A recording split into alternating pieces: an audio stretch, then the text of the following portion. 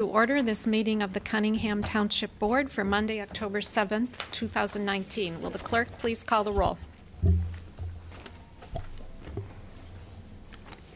Council members Brown. Here. Hayson. Here. Hersey. Here. Jacobson. Here. Miller. Here. Roberts. Wu. Here. Mayor Marlin. Here. Next up is approval of minutes from the September 3rd, 2019 meeting. Is there a motion for approval? I'll move approval of the minutes. Moved by Jared. Second. Seconded by Sharice. Are there any corrections? All those in favor, please say aye. Aye. All those opposed, same sign. That motion passes. And are there any additions to the agenda? No additions.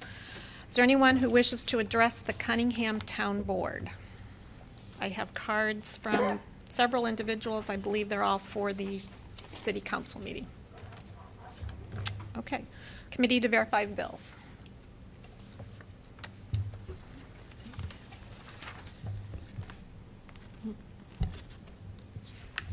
Waiting for the internet. Okay, so this last month, in terms of town board expenditures, we had, or town fund expenditures, it's $79,513.89. In terms of general assistance expenditures, we had $61,723.46. And the total was $141,237.35. And you have a detailed report. I'm happy to answer any questions.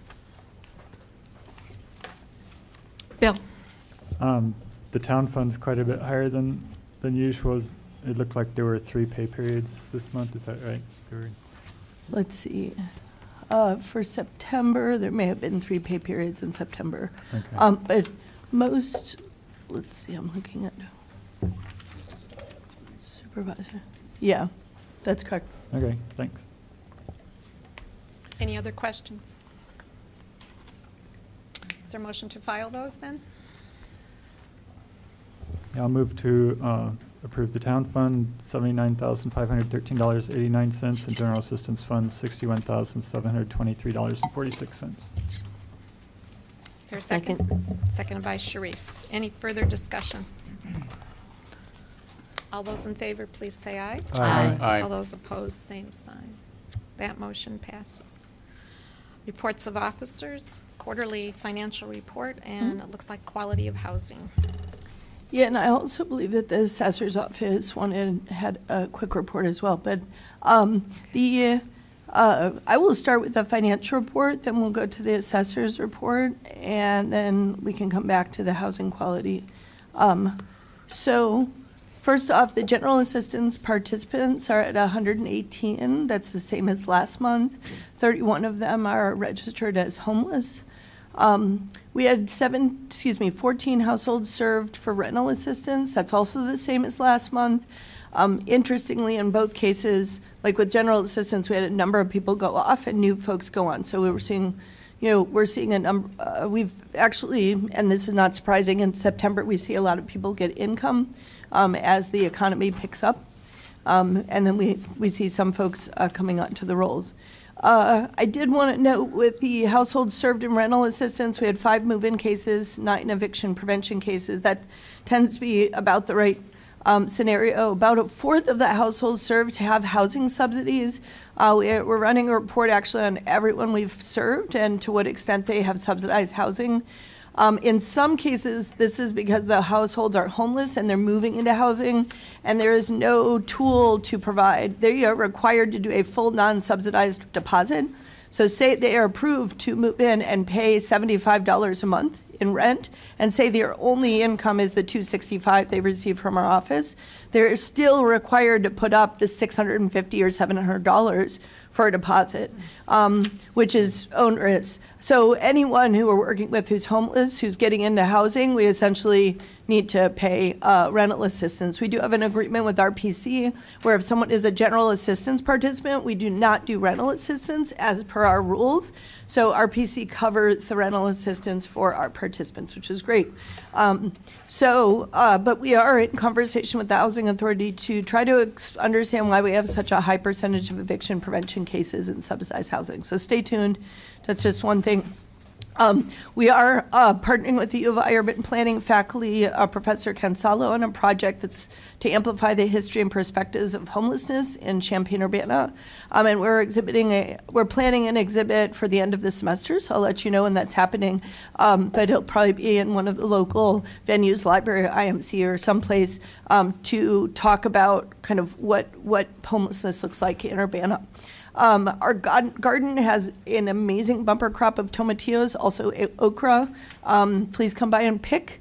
We are planning a October Harvest Festival. Stay tuned for details, but it's tentatively October 26th. It'll be right after the Market in the Square, which I think is now called the Market in the Scare, for October 26th. So we're thinking about doing some kind of theme around how scary it is to try to get disability payments in this country. Anyway, stay tuned for details there. Is there any question about the memo? Otherwise, I'm going to turn to the financial report. Okay? Go ahead. Last week, I had someone that lives on my ward, and she was calling for rental assistance. Well, she didn't know what to do. She was going to be evicted. Mm-hmm. And I referred her to your offices, and she was told that I guess she had used rental assistance before, so she couldn't use it. Could you just clarify for me how that goes? Mm-hmm. Yeah, so our countywide program is such, so our rules before we had a countywide program were you can only use it once every 2 years, which is very standard for townships' emergency assistance programs. Mm-hmm. So what we don't want to do is if you are regularly getting behind in rent, a one-time rental assistance payment is not really going to help you dig out of that hole. We're really looking to support people who have a one-time emergency, either, or family situation. We're able to help them. So we kind of set that constraint. If people do come to us and they've received rental assistance already, we do have housing advocacy, and in particular, we help people apply for subsidized housing, because if they're regularly getting behind in payments, they need to look at subsidies. Now, it takes a while to get on subsidized housing, but we have mapped in intimate detail every single subsidized housing opportunity in the community. We know exactly what the parameters are, the eligibility criteria are, and we have property management names and contact numbers. And so in the past, I've found it very difficult to get in, to access some of the programs outside of the Housing Authority, and now we really have a whole map of that, and we have an advocate who specifically works with people to apply for those opportunities. So that individual, if they weren't able to get rental assistance again, would most likely have been referred to our advocate. Now, it's their choice whether or not to go in that direction, and some people choose not to, but that's the other tool. I don't know if she did. I ended up getting a list of churches or something that would help her pay her rent. Yep. And calling her back for that. I don't know if she chose to take advantage of, because I didn't know everything. Exactly. Yeah. I would in those situations, and I can send you all a flyer we created about LIHEAP. LIHEAP is now open for seniors and disabled residents. Mm-hmm. It helps to pay utility bills. It's available through RPC. And on November 1st, it opens for families with small children, and then December 1st, it will open for everyone. So folks who are regularly getting behind, it's usually an issue of both rent and utilities, because utilities are very expensive. And so sometimes that can really help if they get access to LIHEAP to keep them from getting behind in rent. So I would always, I can send that out to town board members and anyone who you know who's trying to access that. They're always welcome to call our office, mm-hmm. but you can also give them that information. Okay, thank you. Sure. Any other questions? Okay. Okay. So next up, we have the financial report. Ms. Williams, Yeah, William will speak to any questions you have about the assessors. I can speak to questions you have about the supervisor. What I've done, which is what I've always done, is to create a notes section that basically explains anytime we've gone over, say, 25 to 30%, I give that explanation. In the printed version I have here, I don't see that, but in the one that I sent out, it was present. Does anyone have any questions? I mean, essentially, our situation is, for our side, is that we are seeing overage in terms of general assistance and transportation assistance. It's slight, but something I want to watch. Overall, we've seen we're under in terms of our budget, and we're under overall in terms of the budget for the township, I think.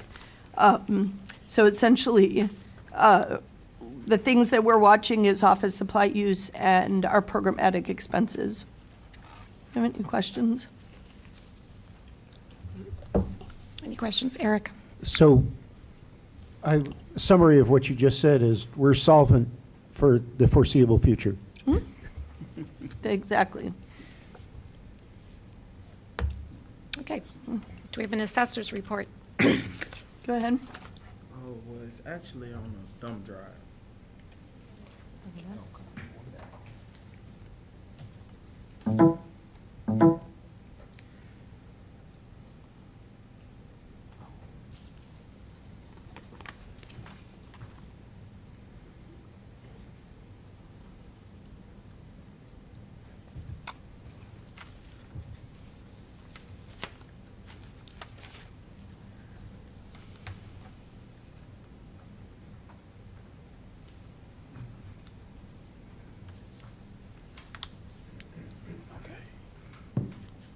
Can everybody see that?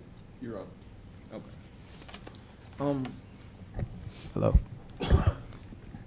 As some of you may know, we went to the International Assessing Officers Conference in Niagara Falls, Canada.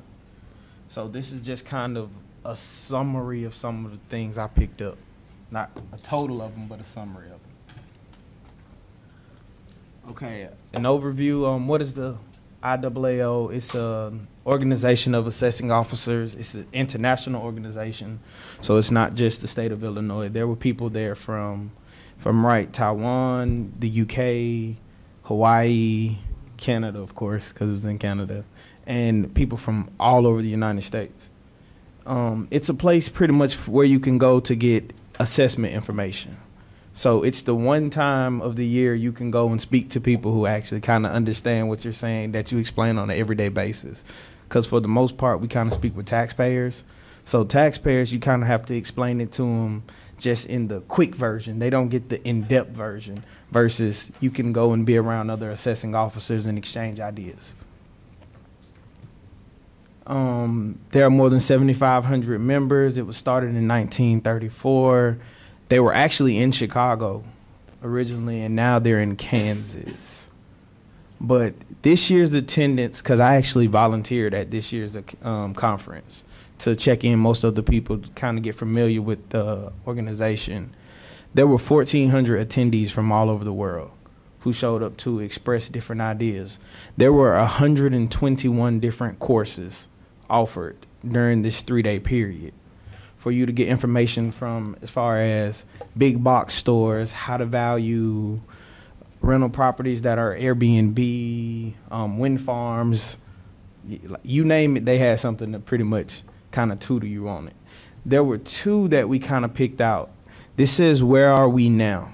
Kind of going through it fast just because it's kind of really a breakdown. If there's further explanation, I'll be glad to do that at a later date. But as of right now, we've just got to the point to where our real estate transfer declarations and our city permits are actually all electronic. We're still using the cost approach to value properties. Currently, we're working on the market approach. We would like to be able to use more sales comparison. So that was some of the information we picked up while we were gone. To me, what I believe the benefits of the conference are, they introduce you to pretty much new technologies. The old-fashioned way of doing it was to go out to the properties and see whatever you could actually physically see from outside. But there's so much access of information online to where you know what the interior of some of these properties look like now just by typing in the address. Where at first, you kind of just had to guess these things. Garbage in, garbage out. This is actually the one I picked, the one course of all the 121 I thought was the best. And it's literally about data. I'm one of the, if you ever really had a conversation with me about like assessments outside of this, I'm real data driven. The more data you have, the more accurate your data, I feel, the more accurate the assessment. So I'm a real stickler when it comes to data. Well, this model pretty much talked about how a lot of townships were facing issues where the data wasn't kept up. Because the data wasn't kept up, a lot of times the values became skewed. So they had these mass uptick in appeals. So this was just pretty much a seminar telling people why not to have these the bad data instances. It talks a lot about like modeling, and what modeling is it's just building information to know which characteristics derive value and which characteristics do not drive value. Because in some neighborhoods, a fireplace may add $5,000 in value, or a pool may add $10,000 in value, but in another neighborhood, that same pool would be a deterrent to someone trying to buy it. So that may actually negatively impact the particular property. That speaks more about models, and as far as you know, there are 21 neighborhoods in the Cunningham Township as far as they're divided up now. They're not divided by residential, industrial, or commercial. They're just neighborhood 1 through 21 based on old boundaries. Okay, this was actually one that Wayne picked out, the impact of infrequent reassessments on the real estate market. As you can see, we spent a lot of time actually trying to figure out how to correct a lot of data errors. So it talks a lot about reassessments and the challenges that other people were facing. People feel that once you do reassessment, it'll create ghost towns. It'll tax people out of their homes. All of these different things are theories and thoughts people have had over time, but not necessarily always true. In this case, this was actually a county in New York who did a reassessment.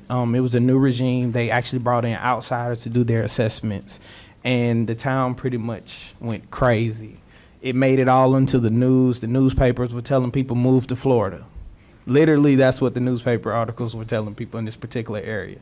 And as you can see, they did an assessment in 2016. There were 3,209 appeals at the time they did their reassessment. In 2018, there were 2,441 appeals. So, of course, after the reassessment, you can see there's a steady decline in the number of people who are appealing. So people are now becoming informed, at least in my opinion, they're becoming informed of what the assessment roles are actually doing, and it seems to be they're becoming satisfied. This talks more just about the quality of having the information, exposing your data to taxpayers. One of the things we're pushing for is to have a website, because a lot of the phone calls that I've taken were people calling me asking, oh, what year was the house built? Well, you have to wait 5 minutes while I go pull up this screen to check this particular information. And once this is all available online, there's something that you could actually check from your phone without even having to call our office. So I think that would be a benefit, save our time and taxpayers' time. We're not online. Where we would like to go into the future. When I first came before the board, I think back in like February or March when I first started here, I was explaining how a lot of the office was paper related. So now all the property record cards are actually digital. If you send an email request in asking for a property record card, within minutes of us seeing it, we can actually send it to you.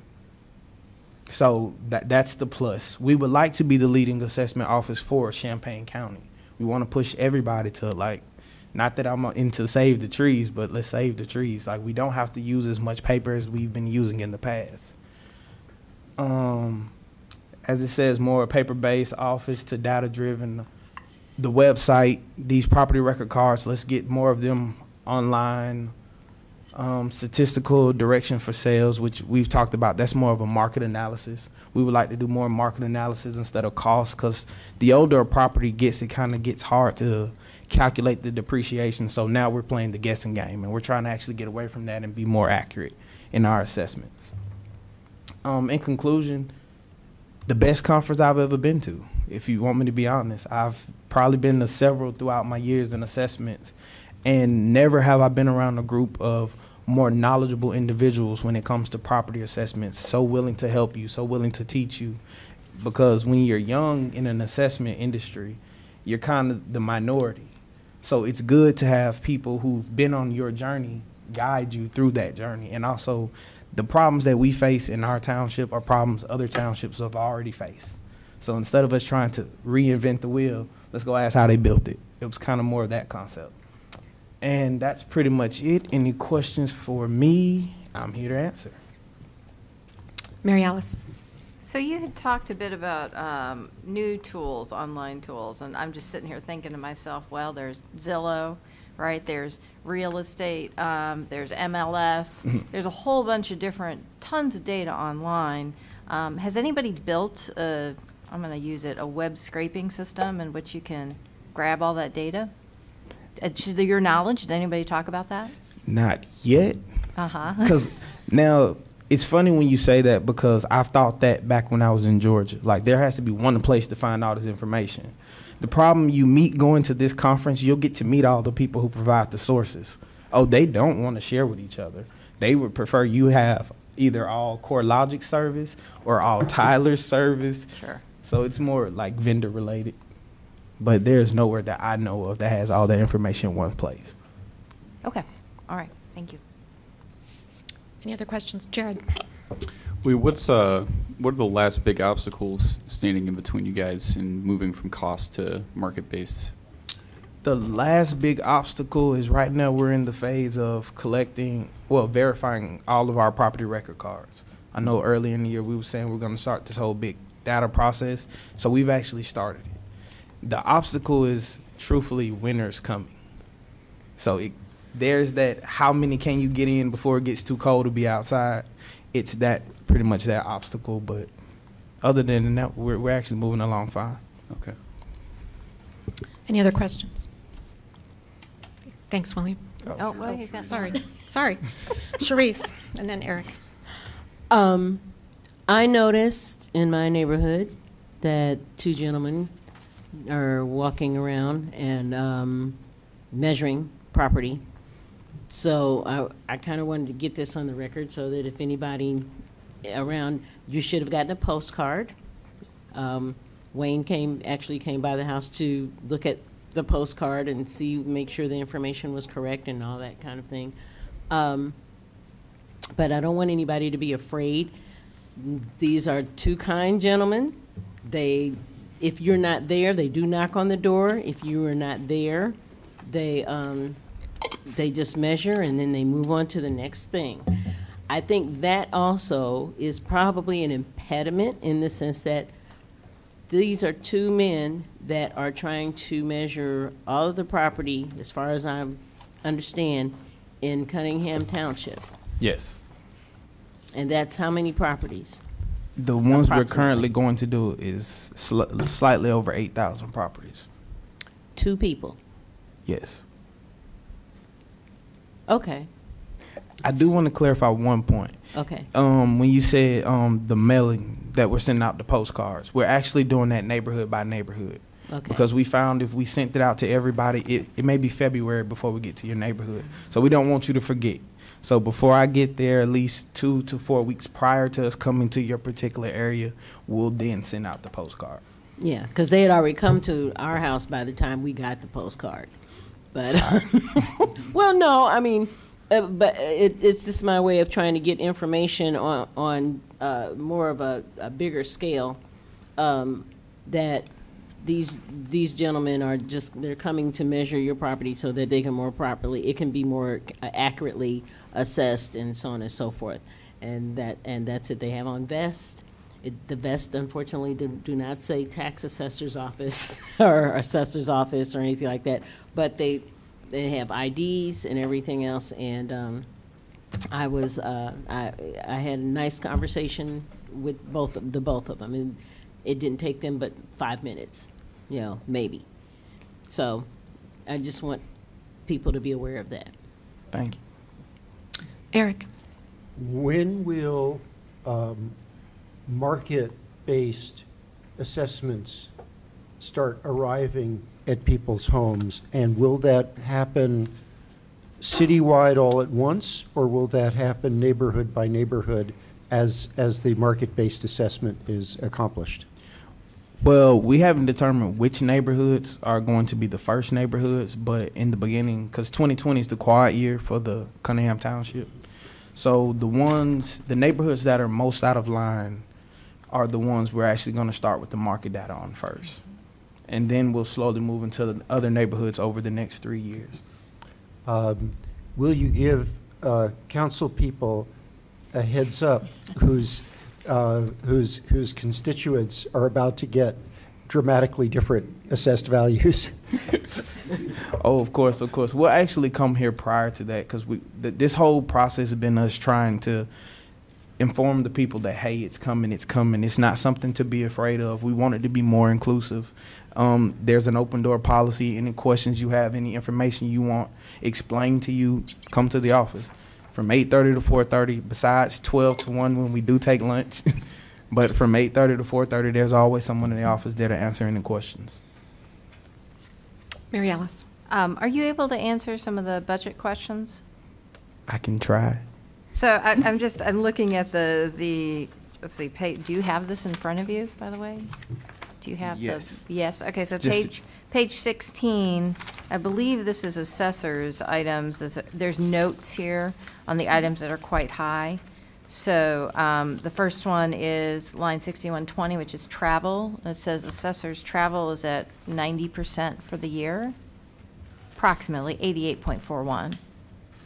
Just to clarify, I think you're looking at the totals. Yes. But the cause of the overage is the assessor's budget, and so what William has in front of him is the assessor's portion of that financial report. So you could speak to that, but the parts that's notes is the total town fund and GA fund together. I just did it on the final, just to be clear. He doesn't have page 16 is the short version. Okay, well, no, I guess my question, I'm just looking at specifically, property tax appeals, audit complete, paid up front. Of course, audit complete is just one time a year. That makes sense. Property tax appeals, that's at 71%. I'm sure that's a timing issue in which, that comes through, twice a year, once a year? I can't remember how frequently it comes through. But is that, I guess what I'm looking for here is that where we would expect to be given the cyclical nature of some of these things? So property tax appeals, is that, and I assume that's the assessor's budget, Danielle? Yeah. Okay. Yeah, So, 100%. right now, I guess we've spent about 2,800. We have about 40,000 budgeted. Is that to be expected? I think Wendy will give you the page that I'm looking at. Which line? 2210 legal.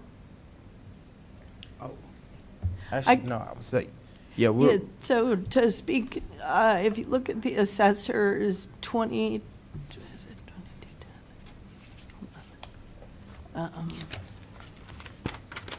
I'm trying to get on the same page as you are.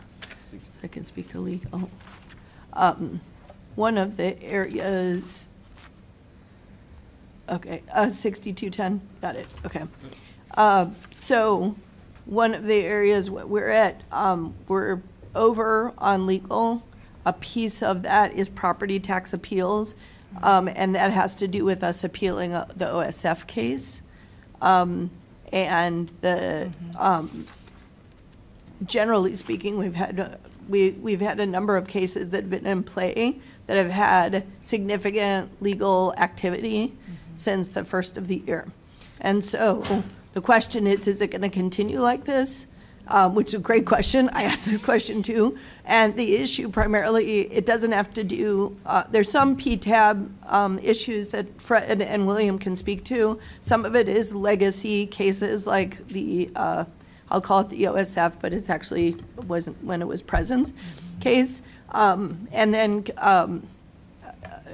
so essentially we need to monitor that piece carefully. I don't see, what we've done is essentially appealed the Presence case to the Supreme Court. I think that we'll have a wait and see for quite a bit of time before we decide, where we hear whether or not we're going to be moving forward on that case.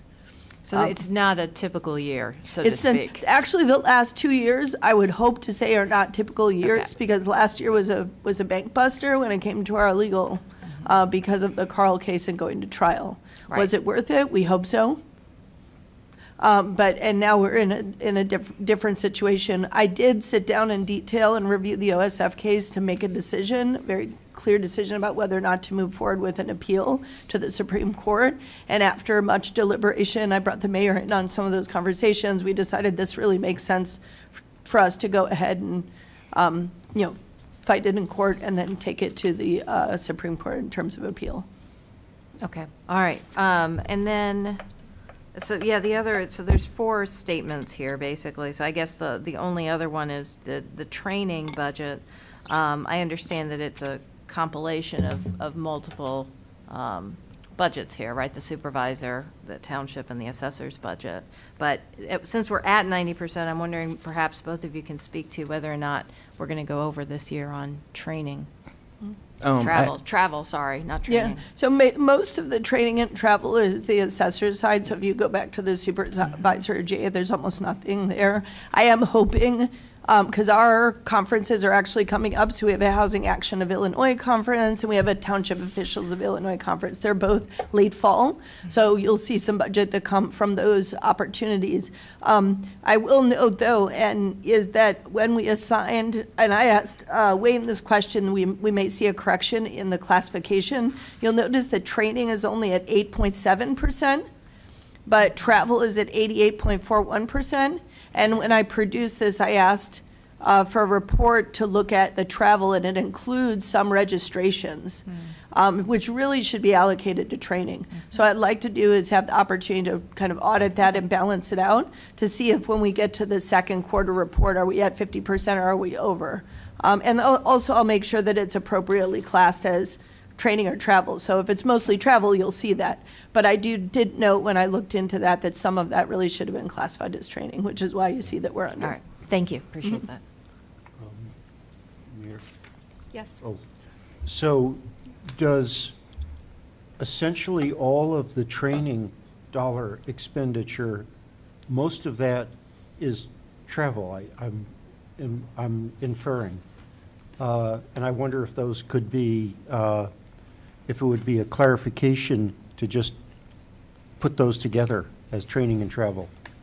And We could in the future. I mean, from a budget perspective, I like to know what's going to hotel and gas and well, I don't think we've had, I think they drove to Canada, so there wasn't flights still related to that. And then I like to see what goes to the actual registrations. That's my personal preference. I like to see those two separated out. well, I think we should go according to your oversight of it. Any other questions? Okay. Thank you very much. Yeah, so as Jared said, one more report.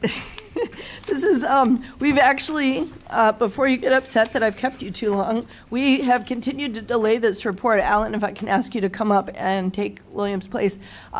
We delayed it a few months because we didn't want to give you some long meetings, but it's gotten to the point that we want to make sure that you see the data before it's stale. So we're bringing you a report that was completed in August.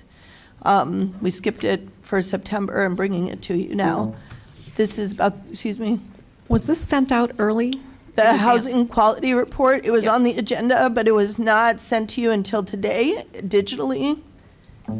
And I have given you printed copies. So this is the first time the council has seen this report Correct, tonight? yeah, it's a presentation essentially. Okay. It's a presentation that I'd like to walk through. I think it requires some explanation and Because discussion. there will require some response from the city because I do see some things that aren't quite accurate. So I think it Okay. would benefit from response from the city as well Certainly. to complete the picture.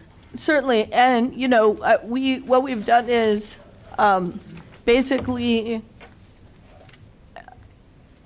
what we began to do. Let me pull up the report here real quickly. Can I see your report real quick and then I'll pass it back. So essentially what we were looking at, and this was really originally inspired by, maybe that's the wrong term, but an incident that happened last November where there was a property owner that was losing their rental registration. There were a number of participants, low-income families that were impacted by that.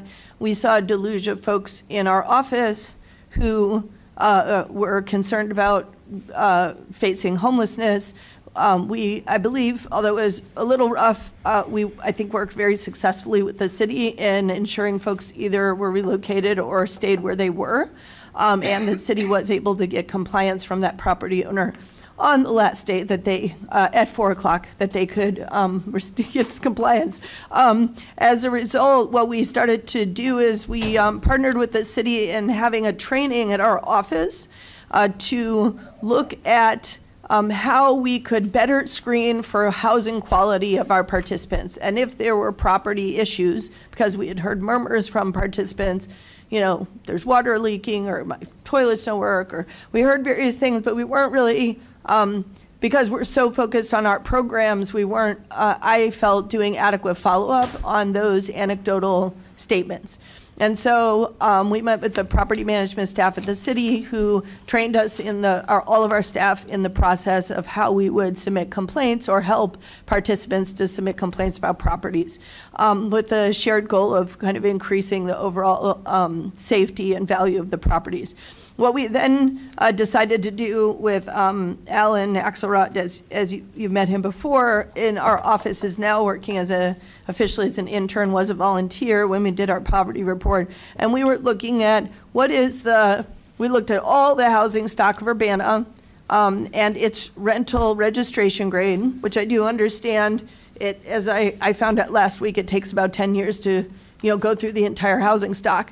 What we did is we looked at the housing grade as listed on the City of Urbana website, which is the data we have access to. We ran the addresses of our participants, and then we essentially looked at what is the housing quality of our participants.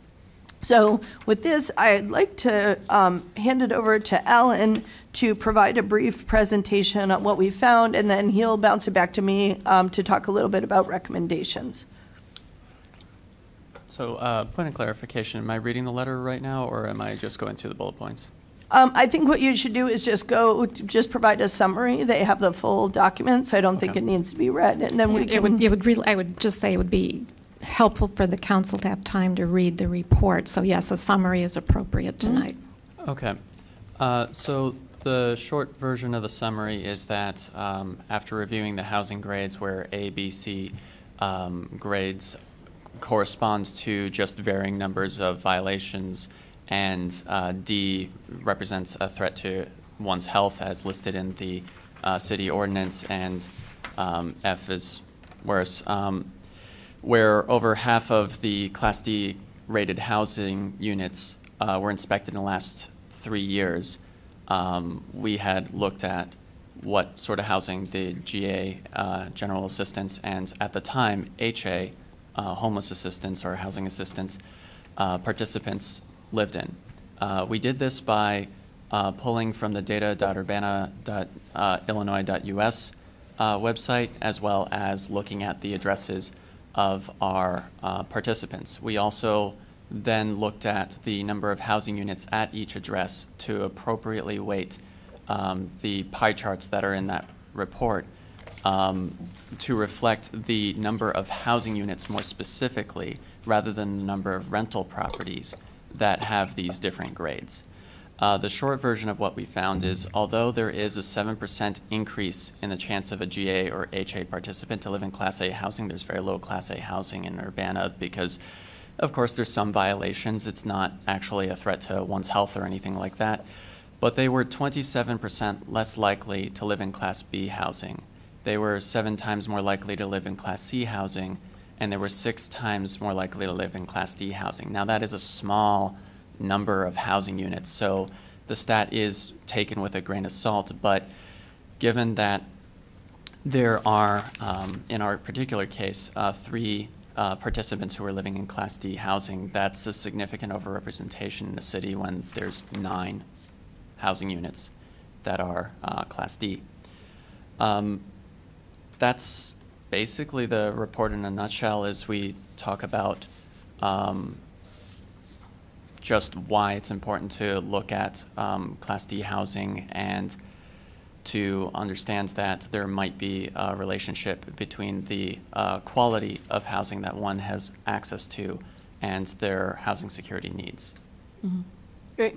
So I will just jump to action steps, and this is to start a conversation about how we can work together to essentially ensure affordable, safe housing for all Urbana residents. That's the big picture. We want to work together to improve the quality and the access. As I said, we've already started screening, and in addition, in looking at the rental registration ordinance, and I just make a note that I was actually involved in the current ordinance. It passed when I was on city council, and I take responsibility in part for what I see as some of the unintended consequences of that ordinance, is that it could lead to the forced relocation of tenants whose landlords do not comply with the program, even when those homes are still fit for human habitation. Maybe the landlord's behind on paying rental registration fees or fines, but it's not considered uninhabitable. And we had that happen last November. It's my understanding that there may be future issues like that. And what we'd like to do is really to encourage the city council to be focused on the consumer. So is there a way to look at that ordinance and avoid forcing the residents out of their property, but empower consumers? So these are ideas from our office. You could mail to residents and place signs outside of the property notifying residents of the landlord's lack of compliance with the rental registration and their right to move, offering to provide assistance if they choose so. So I think it would be useful to look at how do we create consumer choice in this situation, and give folks the time that they need, especially if they're on subsidized housing. It can take up to 3 months to move, so a 30-day notification would not work. I think the mark of a successful economic system is when needs or offers or supply and demand are matched in an efficient, effective way. I would say that housing in Urbana fails to meet that benchmark, as it does across the country. It's not special to Urbana. The city of Urbana has an estimated vacant rental stock of 1,103 units. You can see that came from the American Community Survey 5-year estimates of 2017. That amount is more than enough to house the number of known homeless households in Urbana.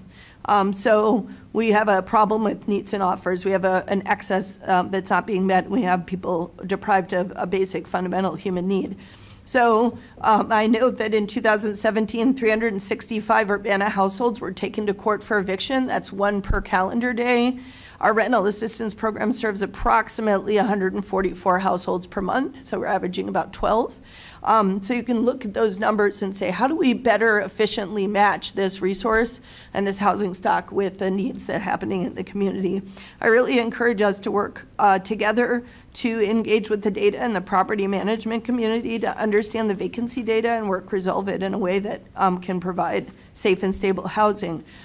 Now, one of the biggest areas, and there was the Housing Authority had an affordable housing summit. You may have read about it in the paper. There were a number of representatives at the table, including our congressman and our state representative. At that time, one of the key outcomes is how do we provide more subsidized housing and more affordable, truly affordable housing in the community.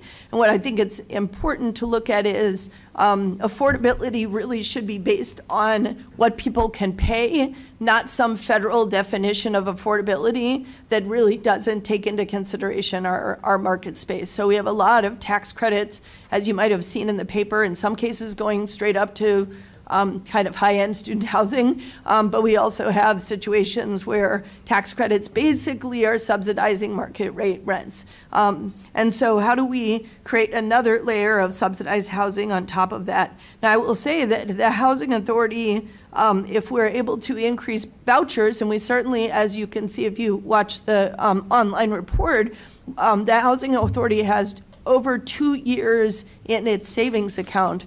It doesn't have to bring in income for 2 years and could could spend. That's, I think, more than a reasonable amount of money to have on hands, and I would encourage the city to encourage the Housing Authority to use its surplus to increase the number of vouchers available to families in Urbana. I'll also note that when the Housing Authority does do tenant-based vouchers, meaning housing choice vouchers used to be called Section 8, where you could take it and port it to the place of your choice, you have to pass an inspection. The landlord passes an inspection. So essentially and if it doesn't pass the inspection, even after a family moves in, then that HUD payment can be revoked. So I think that it really helps to increase the quality of the housing and ensure that landlords kind of hold the line on the conditions of their property to be having housing choice vouchers circulate. So it's kind of an added tool with our rental registration program and ensuring quality housing, especially for low-income families. I also think we should talk about creative ways to fund subsidies through surplus generated by business investments. Can we look at using properties that we purchase and using the market rates to subsidize a certain number of units? So we actually look at how do we use the market as it currently exists to try to reallocate funds to create more subsidized housing. And I would lastly say, although it is illegal to discriminate against subsidized housing vouchers within the city of Urbana, this practice does continue. And as of September, 91 households with housing choice vouchers were actively looking for housing throughout the county and could not find it, right? It's a very high number. And it's because, as I've asked many times at the Housing Authority, it's because of barriers to people accessing housing. The landlords don't want to play ball. They don't want to work with, those people. There's a number of reasons that are there. The city of Urbana and the township can inform property owners and the public about their rights. So you, as a city council, do an annual registration mailing. Can you include easy to parse understanding of the Human Rights Ordinance and the Urbana Landlord Tenant Ordinance? I do know that you have the tenant ordinance in summary, but the Human Rights Ordinance is not there. So I would say, in particular, the kinds of discrimination we see most is around race, number of children, and criminal justice background. And I would say student status. Some people straight up ask, are you a student or not? And you're not supposed to screen based on student status. The fact that landlords are limited to collecting 5% of the monthly fee and late fees, the monthly rent and late fees, we regularly see landlords that violate this. Excuse me.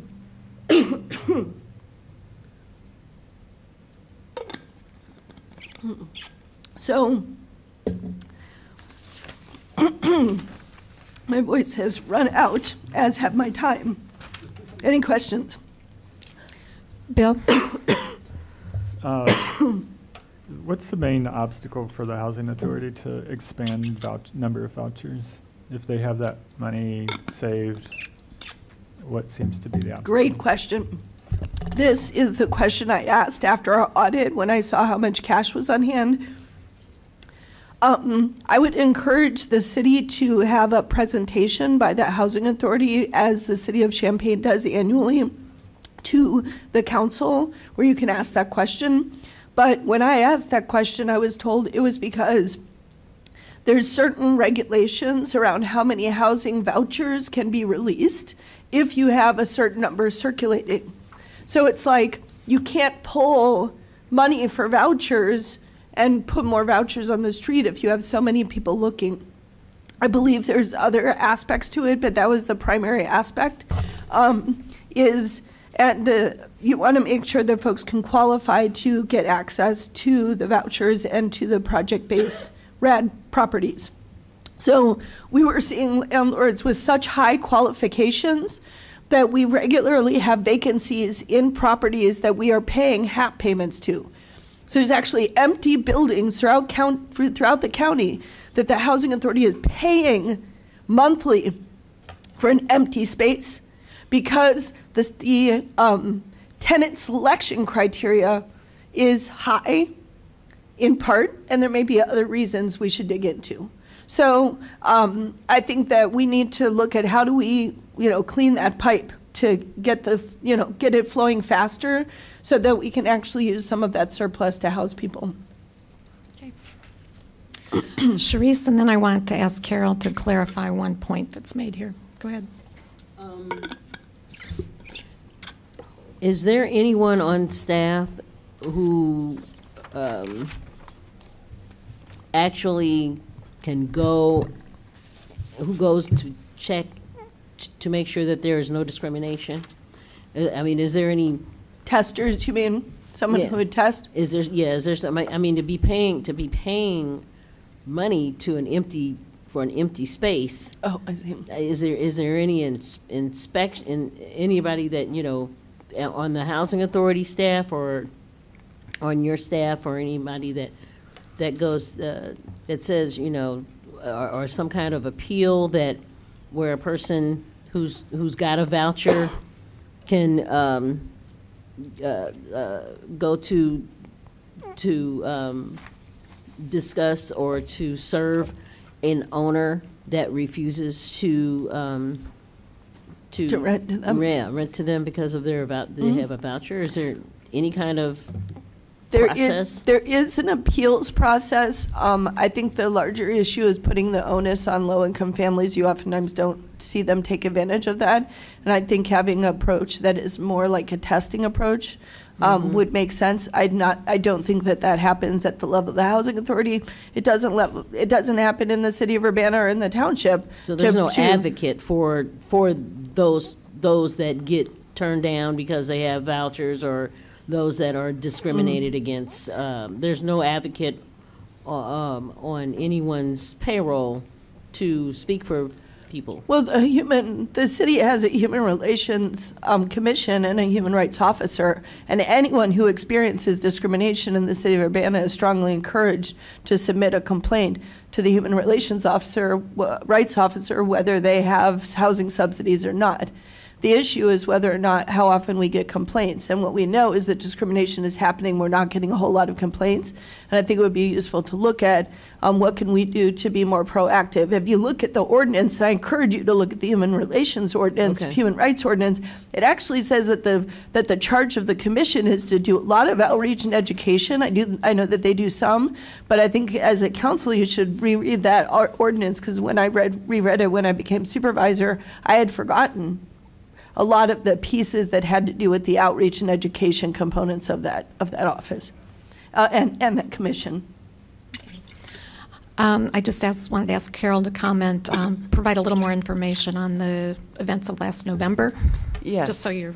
Yeah, I just want to clarify for the record that when that situation was unfolding, we were in pretty constant contact with the tenants who were involved, and they were getting some conflicting information, but at no time were they in danger of being precipitously forced out of their housing. So what I do agree that you know, we could more artfully use that tool, and we shall in the future. But I just want to make sure people understand that we were managing the situation pretty carefully at the time. And if they had to have left for any reason, not of their own fault, we would have provided us. The city has funds to provide assistance for moving. Yes, as well. And we have met since then with the township. In fact, just recently to talk about process going forward. So I think in the interest of time, thank you very much for this report.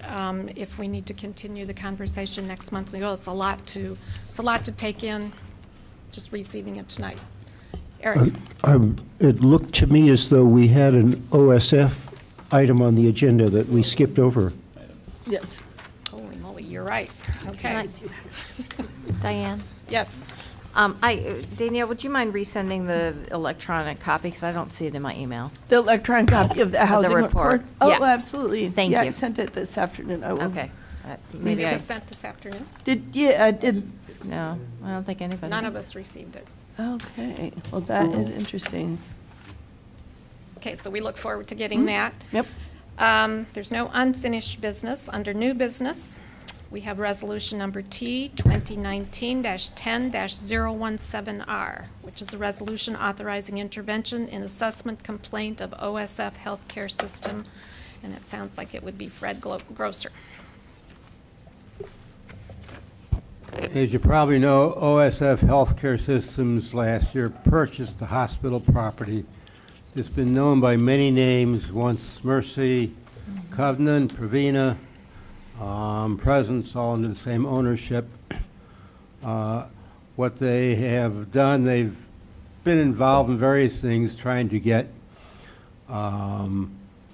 exempt status, although their paperwork shows that their charity care is 0.7%, 0.7%. The latest thing they have done is filed a complaint with the Champaign County Board of Review, asserting that their property actually has zero value. And that's what we propose to participate in, so that we can ask questions of the appraiser, if they can come up with one, who will say that the 51 parcels that are in Urbana total zero. Of course, their idea is that zero value equals exemption, but the Illinois Appellate Court has said that that's a misnomer and not correct. Valuation and exempt status are totally different things. And we are asking here just for authority to proceed with this. It's not a direction. We don't know what the situation is going to be tomorrow, but we want to do this as soon as we learned of their assessment complaint. Any questions for Fred? Is there a motion? I move approval of this resolution. Second? I'll second. Moved by Eric, seconded by Mary Alice. Any discussion? Bill? Just clarification, do they have an assessed value now? Yes, I don't know offhand what it is, but Okay. there is a value on it. Okay. It's probably the same value that was on it before they bought it. Okay. And they want to make it zero? They want to make it zero. Okay, thanks. Jared, did you have a question? I saw you. No. Okay. Any other? Okay. Does this require a Roll call. roll call? Will all those in favor please say aye? Aye. All those opposed, same sign. That motion passes. Does it, do you want a roll call? Roll call vote. I'm sorry, and I heard, boy, okay, sorry. Clean up my ears. Will the clerk please call the roll? Council members Brown, Yes. Hayson, Yes. Hersey, Yes. Jacobson, Yes. Miller, Yes. Roberts, Wu, Yes. That motion passes. And with no further business before the town board, this meeting is adjourned. Thank you.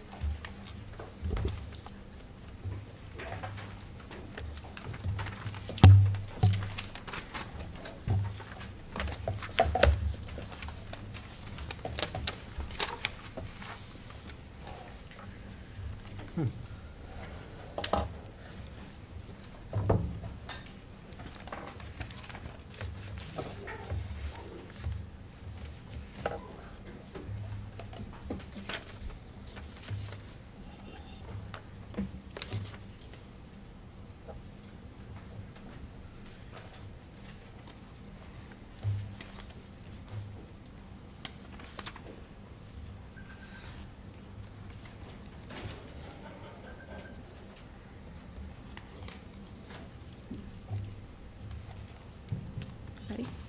Okay, I'd like to call to order this meeting of the Urbana City Council for October 7th, 2019. Will the clerk please call the roll?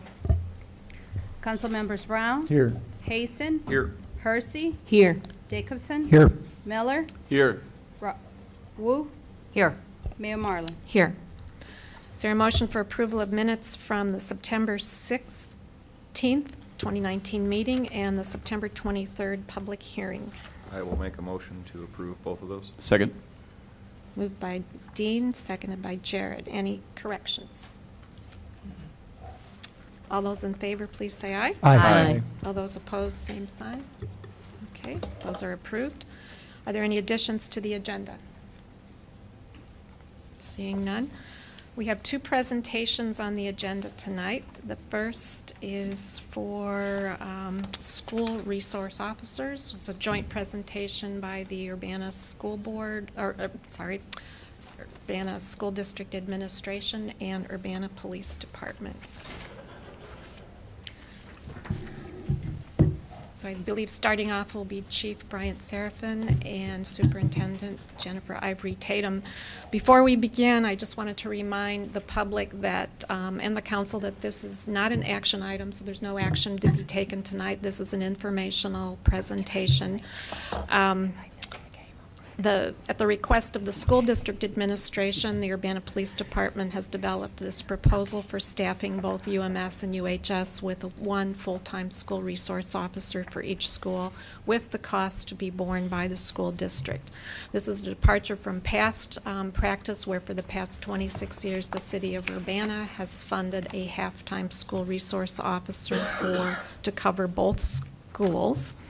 I just want to, on the record, I strongly support this proposal and the request that you'll be hearing about tonight. Public safety is the top priority in our community, and that includes in and around our public schools. And beginning about this time last year, there was my office, the chief's office, I'm sure the superintendent's office, the interim superintendent's office fielded many, many phone calls and emails from parents, faculty, staff, the community members regarding the safety in these schools. And this proposal is part in response to that, but also I think it's been a long time coming.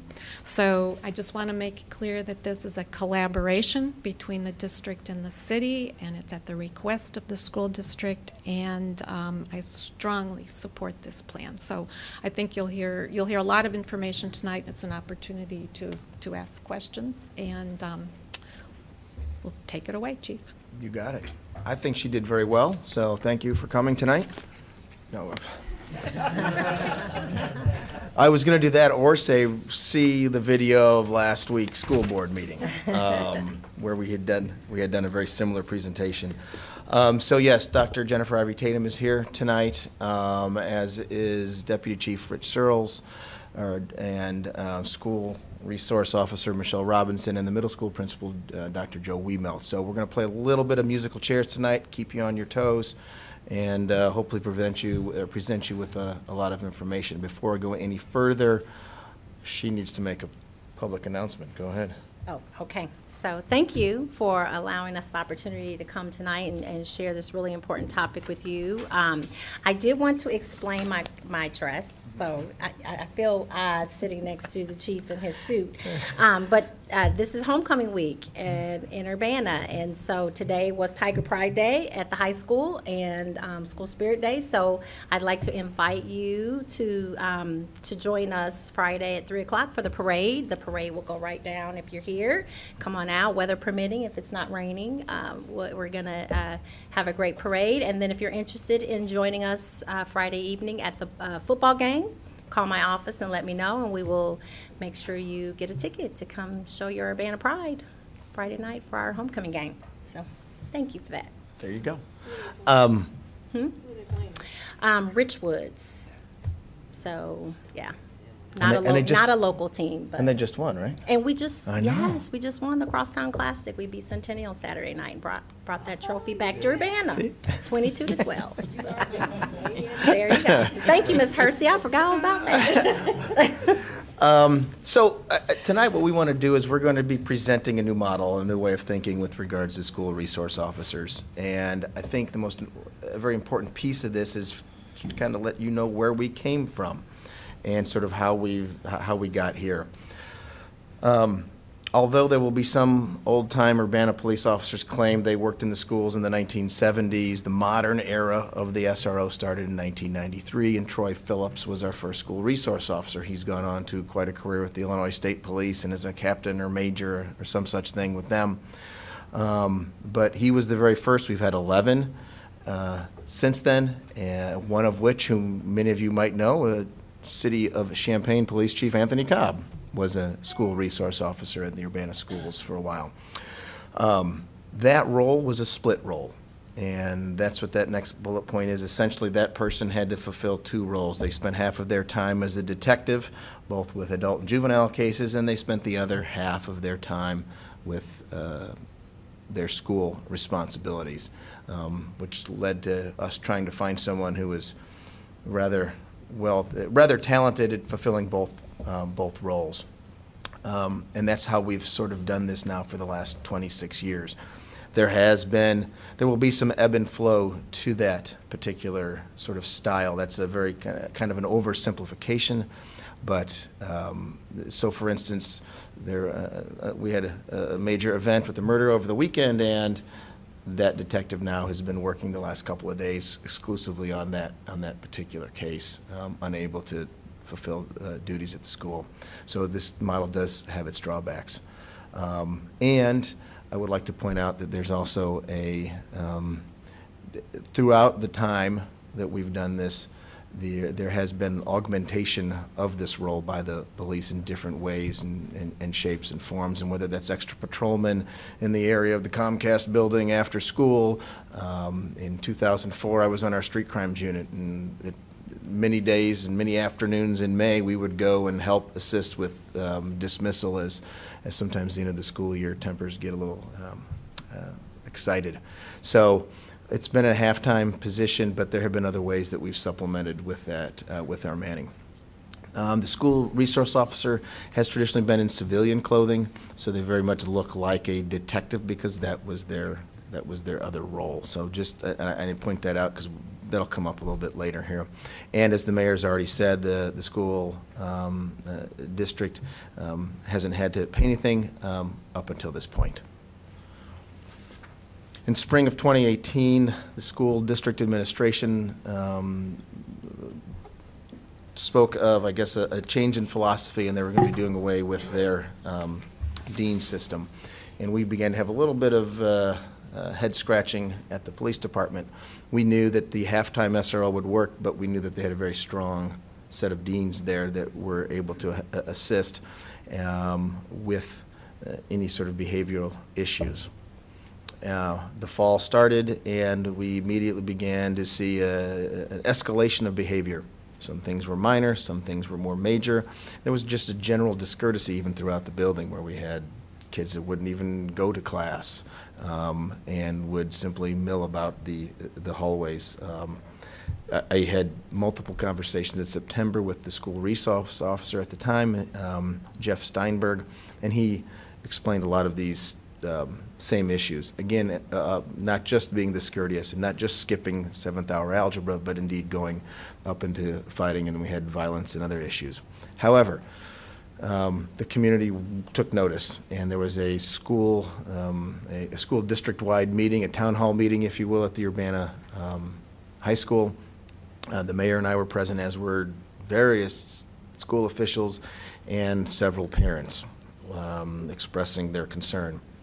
In October, then we changed, and we actually put that school resource officer, we moved him up to full-time at the school, so he was, all of his hours were spent at the school in an effort to sort of try to keep a lid on things, and hopefully maybe we could get through some of the growing pains of their new system. So in October, we went ahead and did that, the secondary campuses being the middle school and the high school.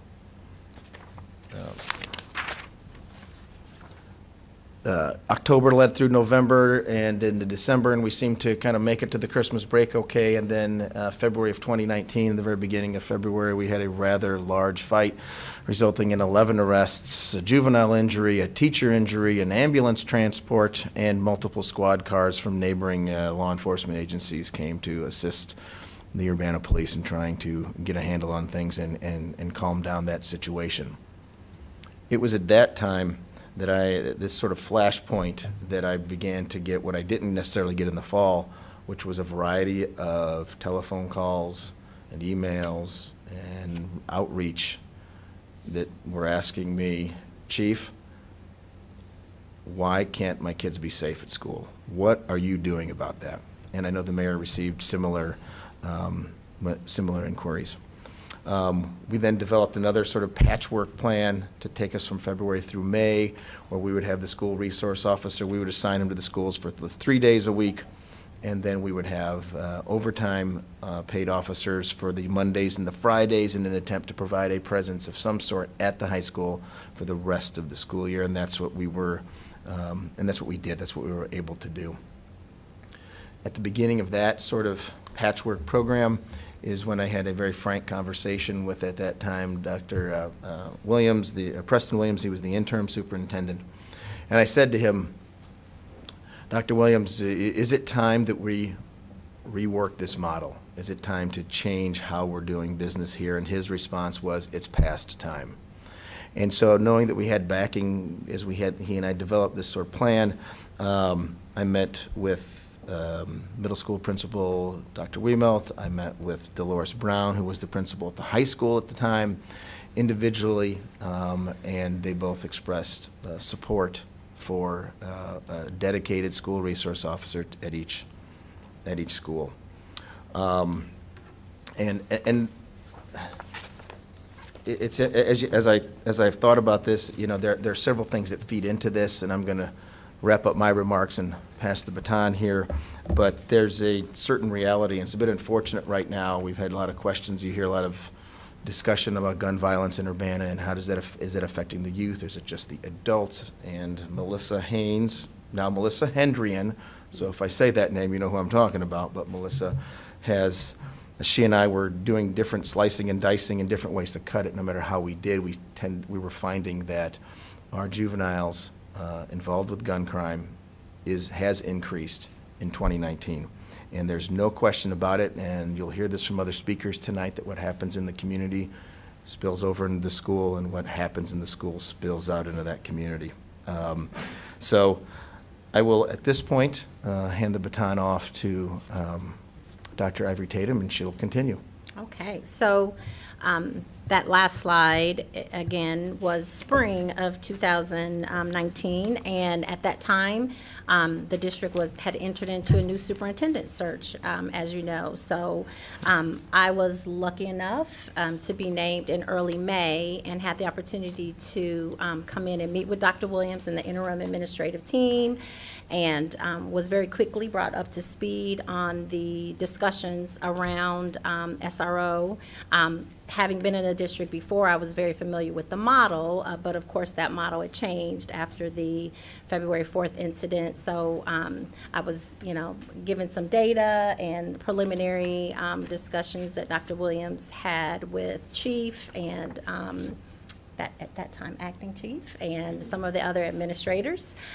So in July, very quickly, I met with the chief and with Deputy Chief Searles to begin planning, what were we going to do for the 1920 school year. I kind of used the phrase limped along for the rest of the year with the Tuesday, Wednesday, Thursday model with the current SRO and covering the Monday, Fridays. So, again, that is something we wanted to make sure we had a firm plan moving into the beginning of this school year. I began exploring costs and looking at the cost analysis piece. So we came over here to the city building, my CFO and I, and met with Deputy Chief Searles and Elizabeth Hannon to begin exploring some initial numbers. We looked at, and those numbers again have been put into our preliminary budget at the district level to cover those costs. So we're looking at kind of grouping things like the salary and benefits, uniform equipment. So we were given some beginning costs associated with that, and I've shared those with our board, and right now we have them earmarked in a placeholder in our budget, just so we could begin to have these conversations. But as we move forward through this process, we'll bring back an agreement that, as Mayor Marlin said, this is a collaborative effort, so the district and the city in agreement of who's going to do what moving forward and pay for what, and there's things like training and time away from the school and all those pieces that we'll have to iron out. But we began those conversations in August. I then also began meeting with Dr. Wiemelt, as the chief has mentioned, and our new interim principal at the high school, Dr. Berenson, and the administrative team at both places to talk about what a dedicated SRO model might look like for both campuses. You know, it's a new experience for the middle school, as they have just been receiving support as needed. So we started talking about what that might look like and what the UMS SRO would do. During those conversations this summer, I met with the chief and just said, you know, how important it was for me that our schools start off as safe places. And there was a commitment as we continue to talk about who was going to do what and how we're going to continue to cover this model and offer two SROs. Chief said to me that we are going to make sure that you guys start with what you need, and we want you to start the school year having coverage. So we were able to start right away at the beginning of the year with the 5-day presence at the high school. As I've already mentioned, you know, the Tuesday, Wednesday, Thursday, and the Monday, Friday overtime. And then we started pretty quickly talking about what could we do to cover that at the middle school as well. So we entered that. We started the year with overtime, which the district covers the overtime charges, and then for the SROs, and then the city has been, as you have for the last 26 years, picked up the other pieces. After the school year started, we very quickly began looking at a full-time person for the middle school, and we'll get to meet that person. You probably already know her, but we began that selection process. Dr. Wiemelt was available to participate as part of the interview team. It was really important to us that we had school presence and school voice. We've talked about what the ideal SRO, what the skills are needed. You know, not everyone, this job isn't, you know, there have been some wonderful people who have done it, but it isn't something that is suited to every single person. So I think it takes a very special personality and someone with a special passion for the work and passion for young people to do this. So we were really grateful that our staff were able to be part of that selection process. Perfect. Hit the next one, because I think it's our first chair switching. Yep. I'm out. So since they were talking about a new model, let's talk about what that model kind of looks like. The Urbana Police Department subscribes to something that's often referred to as the triad model. The easiest way to conceptualize that is that of a three-legged stool. The first leg of the stool would be that of a teacher. They could provide presentations and things like driver's education, civics, legal topics, personal safety, etc. The second leg would be that of an informal counselor. They can provide support to our young people in the school, parents, staff. Their exposure to different services and organizations proves to be invaluable to all those people there in the school. And then, of course, the third leg is that of a law enforcement officer, and they would provide a presence to deter crime and, of course, act when appropriate, and to, of course, protect all the occupants of the school. So, if we're starting from there, what are some of the goals of the school resource officer? The first is to provide a safe learning environment for everybody in the school. The next would be to provide a valuable resource to staff members. The third would foster a positive relationship with youth. And the fourth would develop strategies to resolve those issues. Those 4 bullet points are shamelessly stolen from the National Association of School Resource Officers website, but it holds true. Those are the sorts of things that we are interested in doing. So if we were to move on with a full-time SRO process and program, we would have to begin with initial in-house training, and we would use former and current school resource officers to provide that initial training until we could get more structured training from NASRO. Those classes are available throughout the country at various times. We, of course, would try to find something reasonably close for cost-saving purposes. And then we would follow that up with more advanced NASRO training on things like adolescent mental health and different legal topics along the way. One thing that the National Association of School Resource Officers recommends is an officer per capita ratio.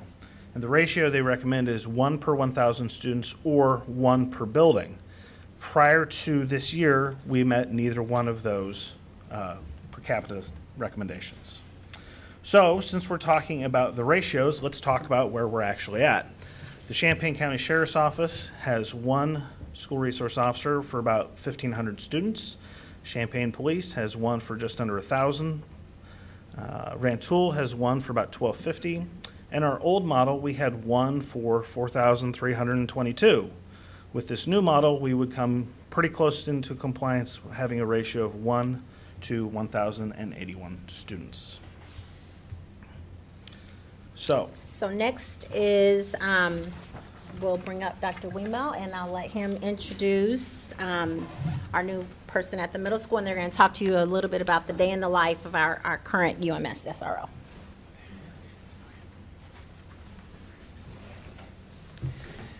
Okay, good evening. I'm Joe Wiemel, the principal of Urbana Middle School. And I'm Officer Robinson, the new SRO at the Urbana Middle School. so our slide is to just speak briefly about a day in the life at Urbana Middle School, and specifically for our school resource officer thus far this year. And so you can see just a daily schedule of an 8 to 4. Some of the key areas of support that the school resource officer, Ms. Robinson, has done a lot of work is more of what we would consider our loosely structured times, or more loosely structured times when students are not directly in class with the teacher. So the arrival procedures in the morning, the dismissal procedures in the afternoon, the lunch transitions to and from lunch.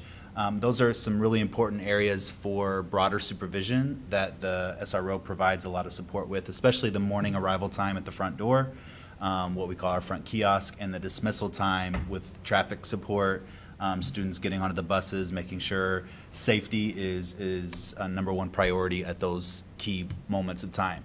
The school resource officer also supports throughout the hallways and the front door and office staff, and has office hours where she's working on different office work types of responsibilities. But I would say one thing to emphasize is that she is not directly involved in the day-to-day discipline, right, with students. So to be more specific, if a student is struggling in class with their behavior, we do have a couple middle schoolers who tend to have trouble with behavior in class at times. That's not the role of the SRO, is to intervene and respond to those classroom calls for support for student behavior.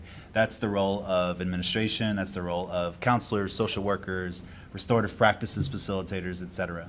Our school resource officer is working more around the broader school safety, the broader teaching of being preventative with students around social media. That's probably one of our biggest needs and biggest priorities right now is social media education, social media bullying, cyberbullying, different issues that are going on online that our children are wrestling with metaphorically, and that is a key part of her role thus far this year.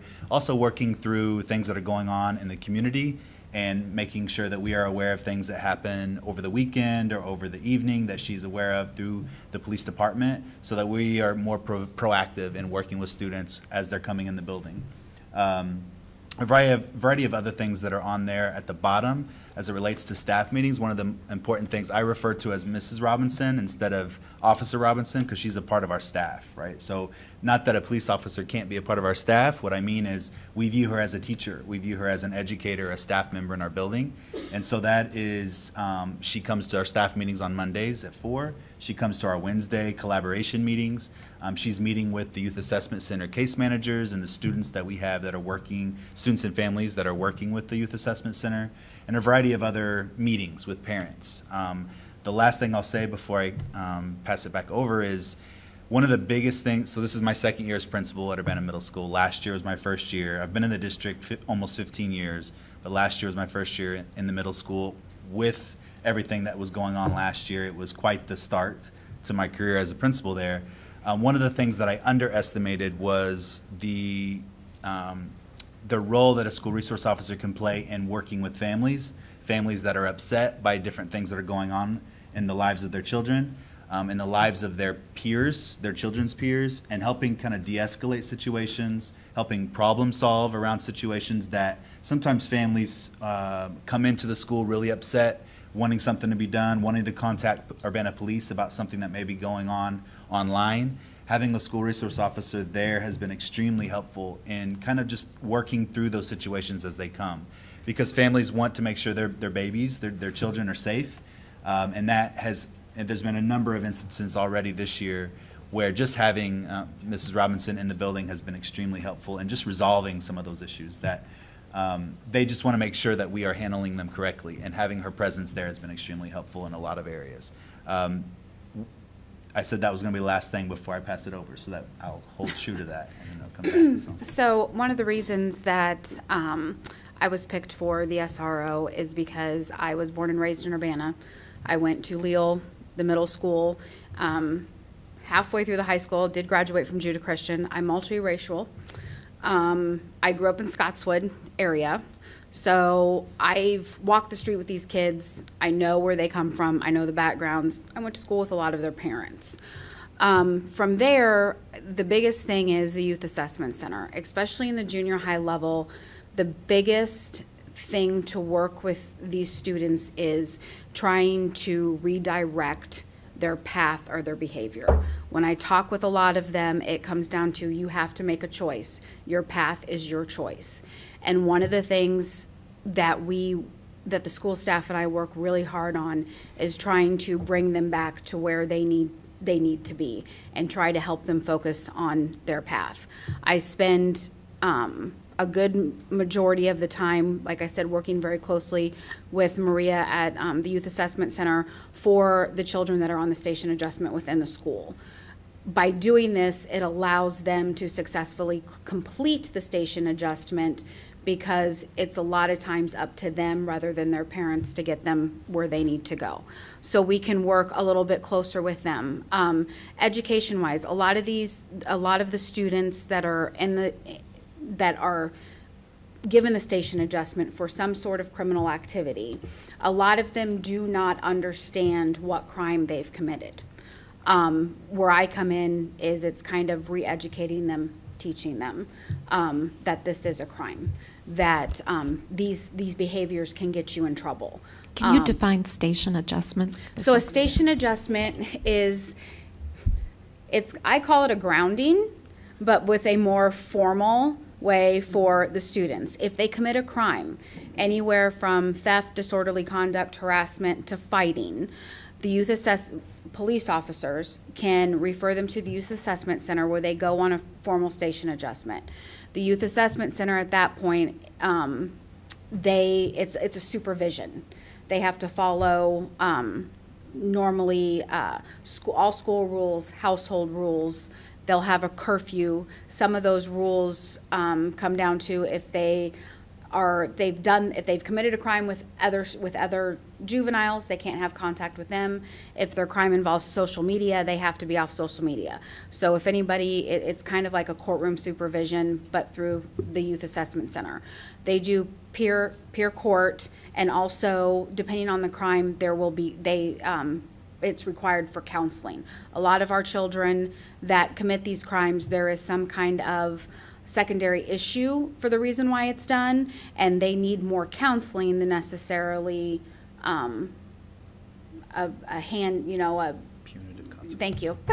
punitive consequences for their actions. It's more we need to figure out why they're doing what they're doing. Yes. So if I can just get a clarification. So a station adjustment is the same as punishment. That's synonymous with punishment. Well, on some level. I mean this. They go and they get assessed, and then they get whatever crime they've committed. It could be cyberbullying or verbal assault or something like that. That's defined for them, and hopefully they get an understanding of what that means. And then they go into, it could be peer court, it could be counseling. Do their parents get any guidance? They try. Because that's the first thing Yes. that needs to happen. The Youth Assessment Center tries. So it's an alternative to the court system is what the Youth Assessment Center is. So as a licensed juvenile officer, I have the authority to decide whether or not I'm going to send it over to the state's attorney and let that side handle it, or if we're going to let the Youth Assessment Center handle it, the school handle it, or myself handle it. From there, it's more of a restorative type behavior with the counseling. Okay. They have to commit some type of crime. Cyberbullying is technically not a crime. I would say that depending on what kind of things are said, it can fall under disorderly conduct, or it can fall under harassment. Or sexting. Let's say yes, that. That's a crime. And that, yes, yes. That they usually don't know that they're committing. Yes, Right. but Okay. you don't, with juveniles, you don't want to label them with certain crimes. So there's actually new laws out that soften those crimes, so it's more of a, we called it like a truant, it's almost under the same, falls under the same lines as truancy, so it's a delinquent type crime. Okay. So we're not like labeling them, because if they were an adult and did some of the things they were doing, it would be way, way different. Oh, yeah. Let's insert their juveniles. Exactly. So these Okay. are the things.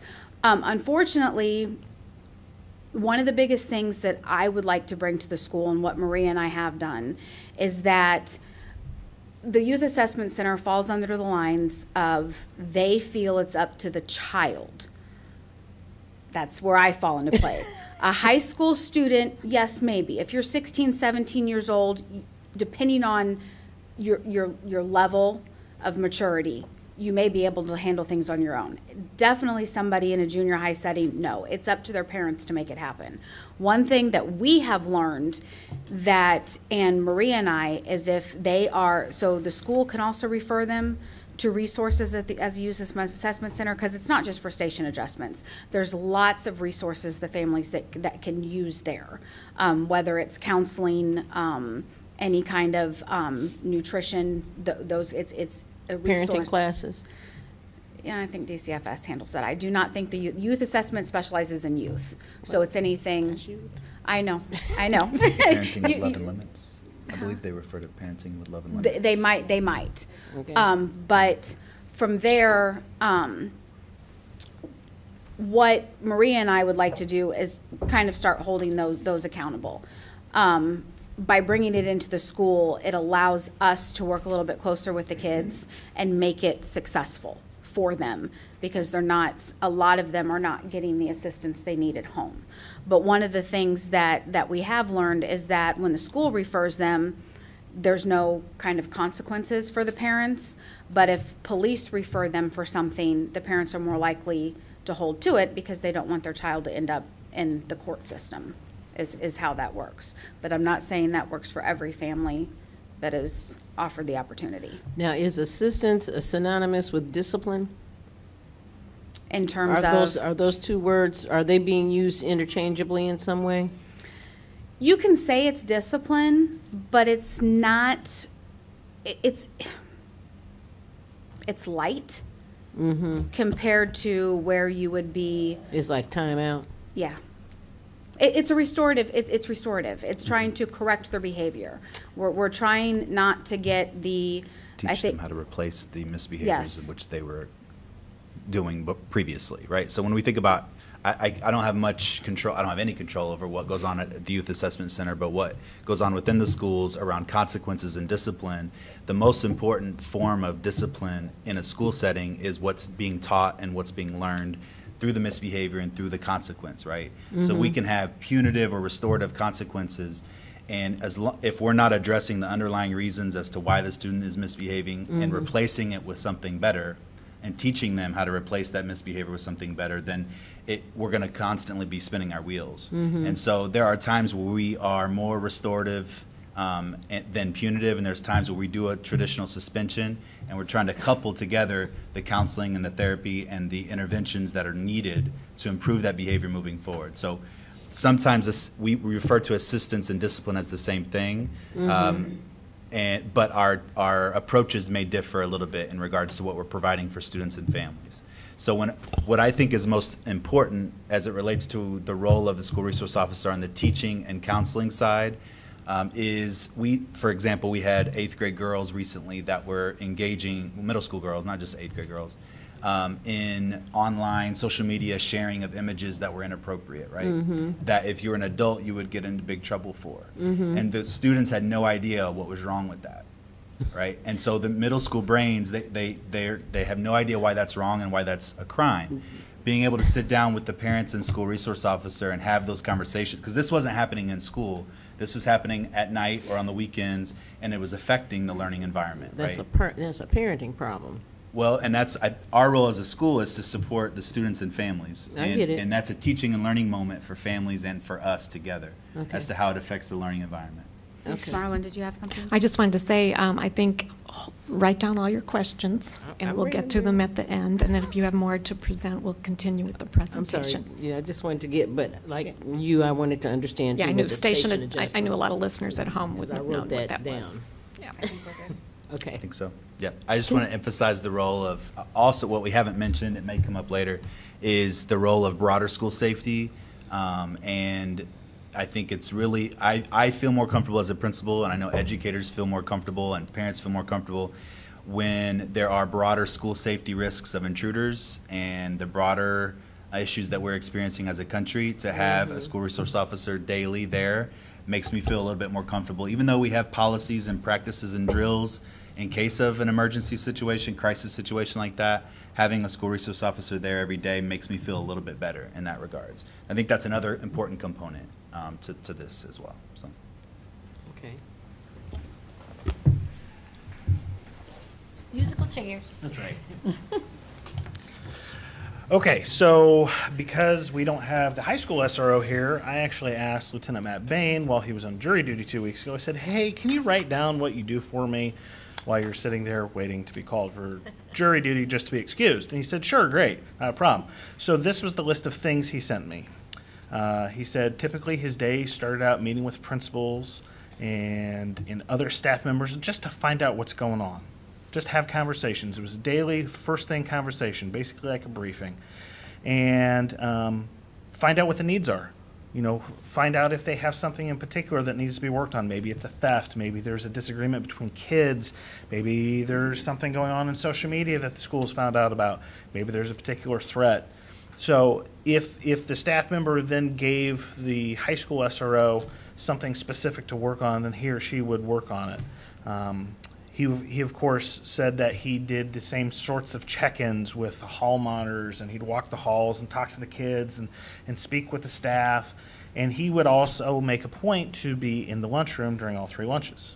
And an SI is a student interventionist? Yes. Okay. Yeah, Yes. sorry. And then, of course, there's report writing and documentation time. These things require documentation. The police department's usually pretty good about getting some sort of documentation out of all these things. And then that might be followed up by a classroom presentation like I spoke of earlier. Maybe it's a civics lesson, maybe it's a driver's ed class, something like that. And then he would spend the day, spend the end of the day during the dismissal process with students and staff outside. So that was just a quick snapshot of day in the life of a high school SRO.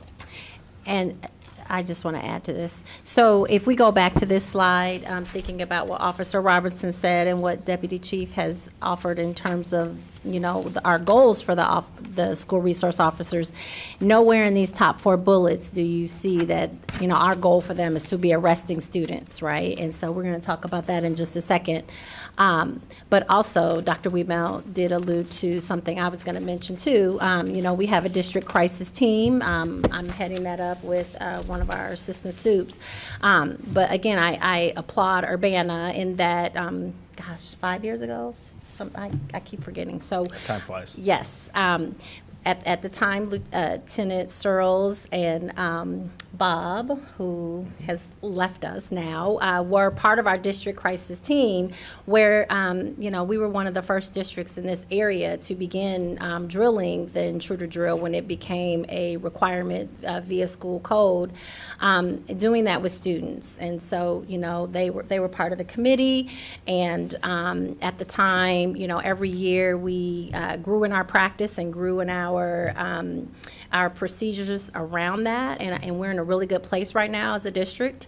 We're revisiting that again. You know, those drills will be coming up here in the next couple weeks. And so that is a really healthy collaboration where our students see police officers. They know that their job is to keep them safe, but we, you know, in the world that we live in now, unfortunately, we have to have conversations about what do you do in school shooting events. So as we talk with our board about that, you know, it makes us all feel more comfortable knowing we have Officer Robinson, and we would have someone at the high school who would be our first point of contact in the event that we had someone enter our buildings up to no good, basically, in there for the wrong reason. So I just wanted to talk about that a little bit more and add to that. And we're going to talk a little bit more about the tiered approach. Yeah, so the good superintendent offered a pretty good segue. One of the things that the school resource officer specifically talks about is the purpose of their presence isn't to arrest kids. And the statistics have held true to that you know, arrests aren't up, they're actually down. So one of the ways that happens is the school resource officers help the kids stay, believe it or not, out of the juvenile justice system by having conversations, by talking to them, by saying, listen here, little Johnny, you shouldn't do that, and this is why. Some of the things that Officer Robinson was talking about. By having those conversations early on, you can actually keep the kids out of the juvenile justice system. Some other things that have led to a reduction in the juvenile justice system, other alternatives, you know, the school resource officer can sort of usher things to school administration. They can, like I said, they can handle something informally.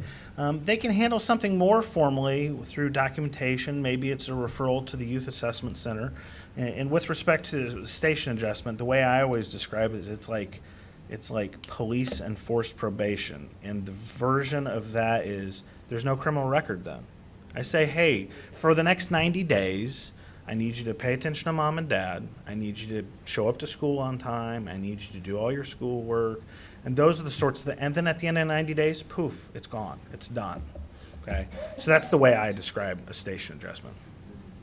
And if they fail to, if they cannot control themselves for that 90 days? Sure. So if for some reason they fail a station adjustment, we do have the option to reissue the station adjustment, to extend it out, Okay. to send it over to the state's attorney's office. And just because we send something to the state's attorney's office doesn't mean the state's attorney's office is going to file a delinquency petition. They can turn around and say no, put them on a station adjustment, or they can just decline charges altogether. Okay. So there's lots of ways to get out of this juvenile justice system path. They have many choices. There's a lot of people with a lot of choices along the way. Yeah. Okay. Yeah, exactly.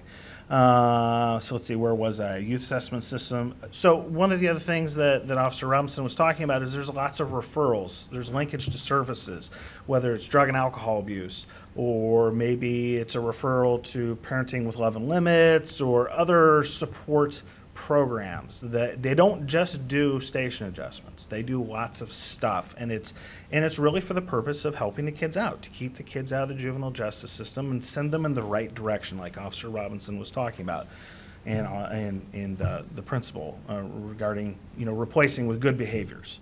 And of course, you know, one of the other ways that there's you know, avoidance of the juvenile justice system is there's obviously a state's attorney's office review. They review cases, they might say, yeah, that's great, thank you for the report, we're declining charges. Happens all the time, right? And of course, there's been legislative changes over the last several years. The ages of juveniles has been raised to 18. There's been increase in push and community-based sentences. There's been mandates on judges to avoid sending kids to the Department of Juvenile Justice. Changes in juvenile Miranda. I'm waiting for the list. There's a long list. Mandatory recordings on some crimes, mandatory attorneys on some crimes, and there's even a new law regarding policies and practices that occur when police officers interview kids in the school building. So those are lots of different things that sort of avoid this, what is often referred to as school to prison pipeline. There's lots of ways that we try to keep, because here's the thing, we don't want to put kids in prison. We don't want to put kids in jail. We want them to do better, right? That's what we want. That's what we want for our kids. So,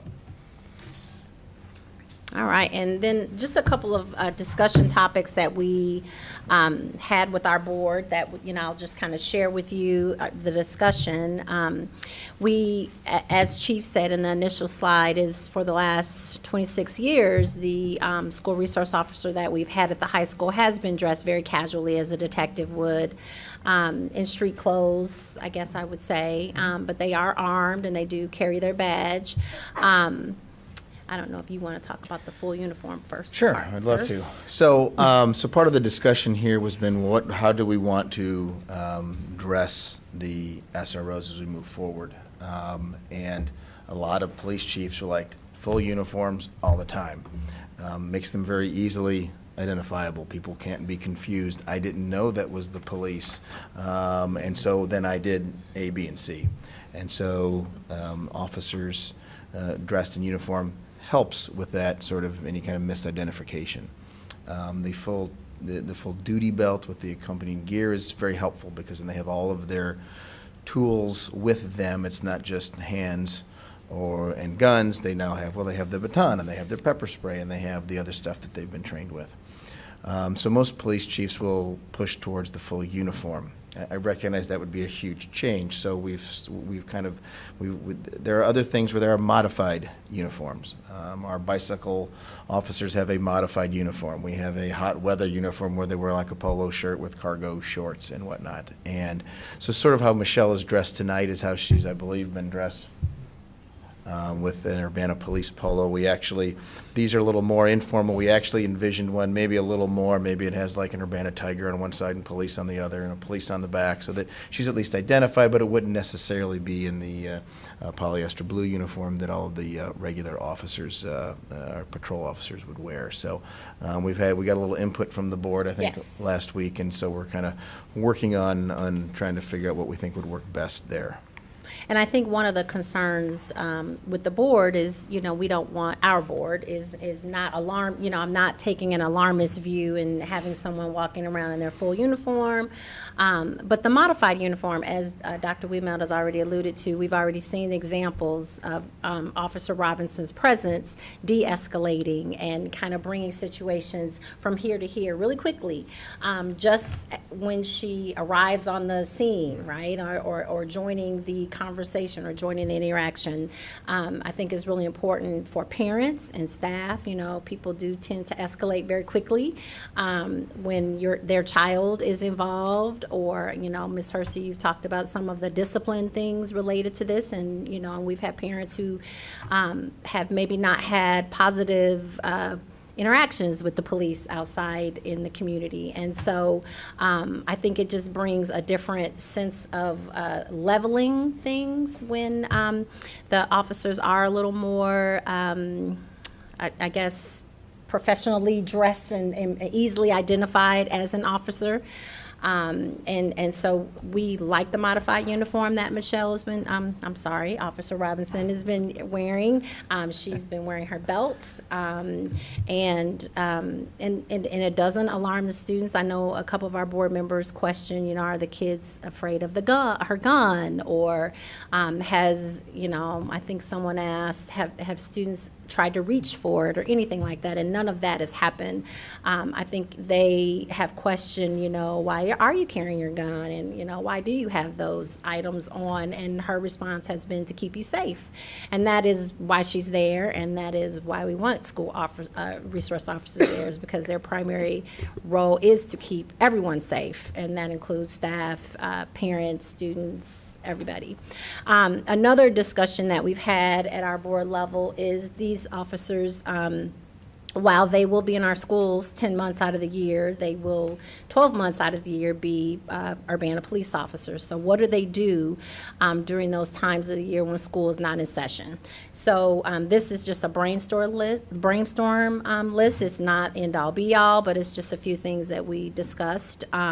You guys have heard, I think, has the Self-Made Kings group? Yes. Okay. They have been here, so yes. Yes, very good. Preston James, his group, yes. Yes, so the Self-Made Kings group did a lot of relationship building over the summer. I believe they met 17 to 18 times. So we, of course, once they're out of school, we want to continue to cultivate that relationship and make sure that they still have positive connections with police. So we would expect our school resource officers to be involved again with the Self-Made Kings group. Opportunities to work, we have several Scout affiliated folks on our board as well as in the district. So we talked about maybe more of an Urbana Explorer Post opportunity. I don't know if the chief and wants we to- a couple of these with ways that we would even partner with Champaign with some other things that I know that they offer. They have a youth police academy where they had different, we could see plugging in over there and helping out, or whether it's an Explorer Post or starting working with them and then breaking off if it gains the requisite amount of momentum.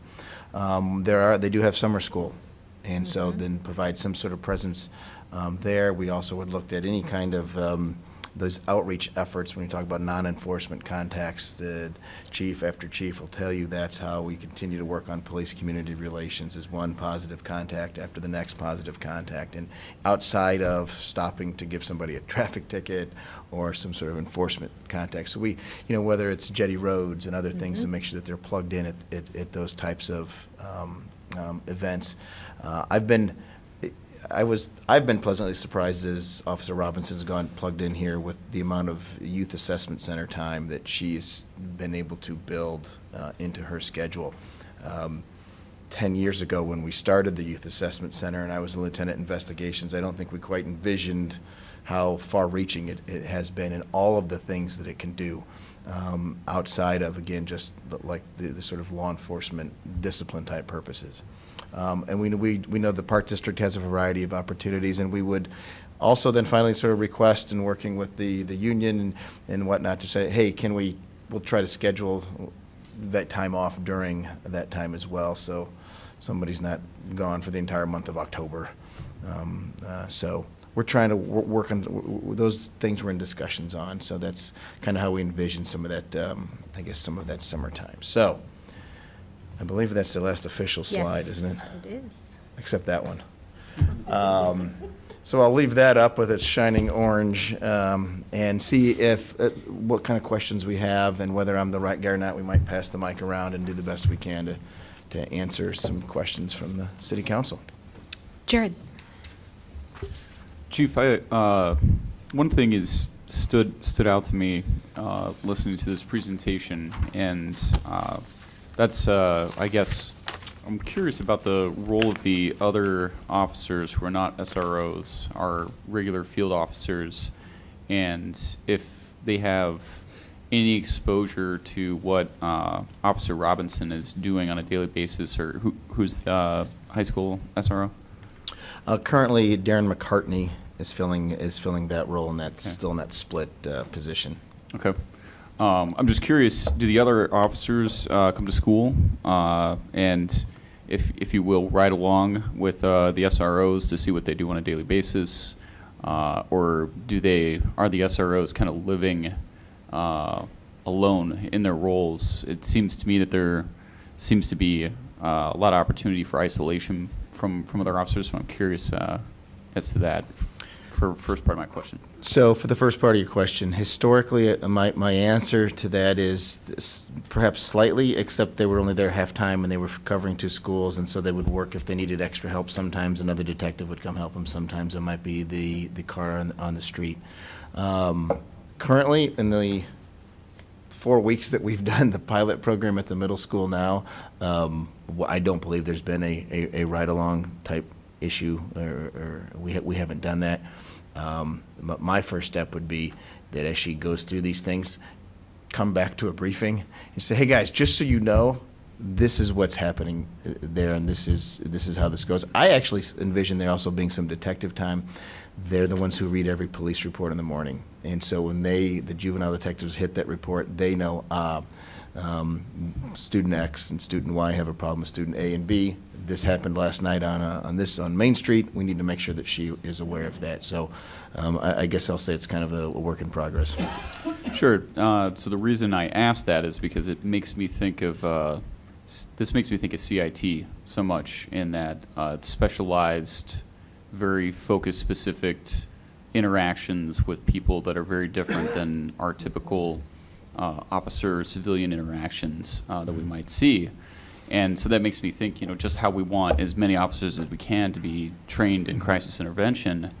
Maybe it would also behoove us to think, officers might need to be exposed to this. It might also be really positive for, you talk about these positive non-enforcement engagements for the students to see not just the SROs that they know, but some of the other officers in the community, because problems that don't exist in a vacuum in the school. Right. And if they're in environments where they might run into the police in other situations, helping to see, oh, hey, this is officer such and such. I work with them on the Urbana PD, and they have a positive interaction with both of those officers in tandem at some time during the school. They get exposure to seeing them, becoming more comfortable. That's why I was asking. I'm just thinking, if I'm a student and that's the only officer that I know, and that's the only officer I'm ever exposed to, when I see a different officer, if I were in a different situation, I might not react in the same way if I have a positive relationship with that person. Just food for thought. Something that came understood, and I think some of that's happened during the overtime ways we've covered some of this, and I'm sure some officers are better at it than others. I will also tell you that I think one of the interesting things about spending time at the school is that you physically learn your way around. If you've never been in Urbana High School, it can be quite amazing. God forbid armed intruder day happens. I mean, I know that the officers have gotten keys, and we've had shift tours just to kind of understand, well, this is the old part, and they filled this part in 1950, and then they, just to understand where you're going can also be some of a challenge. So even beyond relationships, just some of the pure logistics. Thank you. Add to that? You may. So I know we have on this slide the summer school presence, and the little bullet underneath there is the educational opportunities for students and parents. So that is, I think, something that we've talked about too, in terms of how can we get, to not desensitize students completely, but take away that fear of officers. So that these summer educational opportunities is a way to do that. And what Officer Robinson didn't mention is that we still collaborate with the city through Risk Watch. It is a community program where Officer Robinson kind of has a relationship with students because they're used to seeing her as the Risk Watch, one of the Risk Watch officers. I can't remember which one. Do you do gun safety maybe? Yeah, so she's going to be doing them all now. There you go. So that's been another way that we've been able to get our officers in front of students is through the Risk Watch program too. Sharice. Yeah, I wanted to know, and Ms. Tatum, I know you could probably tell me, are there deans back in the high school now or no? Not yet. So are deans and counselors the same thing or no? No. So the clarifying acronym that we had up here that we didn't explain out, the SI, the student interventionists, is the role that basically took the place of the deans. So they're serving in almost a dean-like role now in that they still support students one-on-one. They're still kind of a first point of contact for discipline things that might happen at the school. They work directly with the school resource officers. They make parent contacts and follow-ups. So they're not called deans, so to speak, but they do function very similarly in that role. So what did a dean do? So the difference when the discussions were going around taking away the deans, it was the punitive piece around, the deans were the ones who suspended. At least that was the original conversation, right, is if we take away the deans and call that role something else, then that role becomes more restorative and less punitive. But the reason it caused a lot of I guess friction within the district was, several of the deans who'd been in those roles had been in those roles for many, many, many years and had developed long-standing relationships. So the dean, may administratively have been seen as someone who was just punitive, but in some of the eyes of the students, they were their go-to people or people that they had really strong connections to. So, I mean, it just depends on who you talk to in terms of where they fall on that side of the coin. But we have the student interventionists. They function very much like in that dean-like role right now. They are very different from counselors. Counselors at the high school. Yeah, counselors at the high school. Yes, we do have counselors at the middle school and the high school, and their role is much more an academic support. Okay. And so they are helping to make sure students are getting the college and career classes that they need for the future. So. And that relationship building is like huge. Mm-hmm. I mean, that's for the SRO, and to a certain extent, sort of what Jared said, even you get a little smattering. Mm-hmm. Right now, I want to get those two SROs embedded so that they're part of that team, and part of then they're maybe bumping even knuckles helping as- the counselors in the sense of guiding that a student to a more a role of success academically. Sure, and part of our goal for all of our students is you have to be in school to get that academic piece, right? And that means you're not in jail, you're not detained, you're not at home being chronic truant. You're at school and you're there to learn, and and that just having that mindset helps the counselors do their job to make sure that they have what they need academically. So. Okay. Other questions? Bill? Yeah, so when someone gets a station adjustment and goes to a youth assessment center, does that is there any correlation with that and getting an out-of-school suspension? What's an out-of-school suspension, and how many of those cases end up as out-of-school suspensions? Well, I don't know that I have a good answer for you. Just real quick with regards to The station the station adjustments. So a station adjustment is actually seen as sort of a pre-criminal justice system action. So if we arrest a 15-year-old for robbing the bank, they will go immediately to the state's attorney's office, and the state's attorney's office will charge them as a delinquent minor with regards to the crime of armed robbery.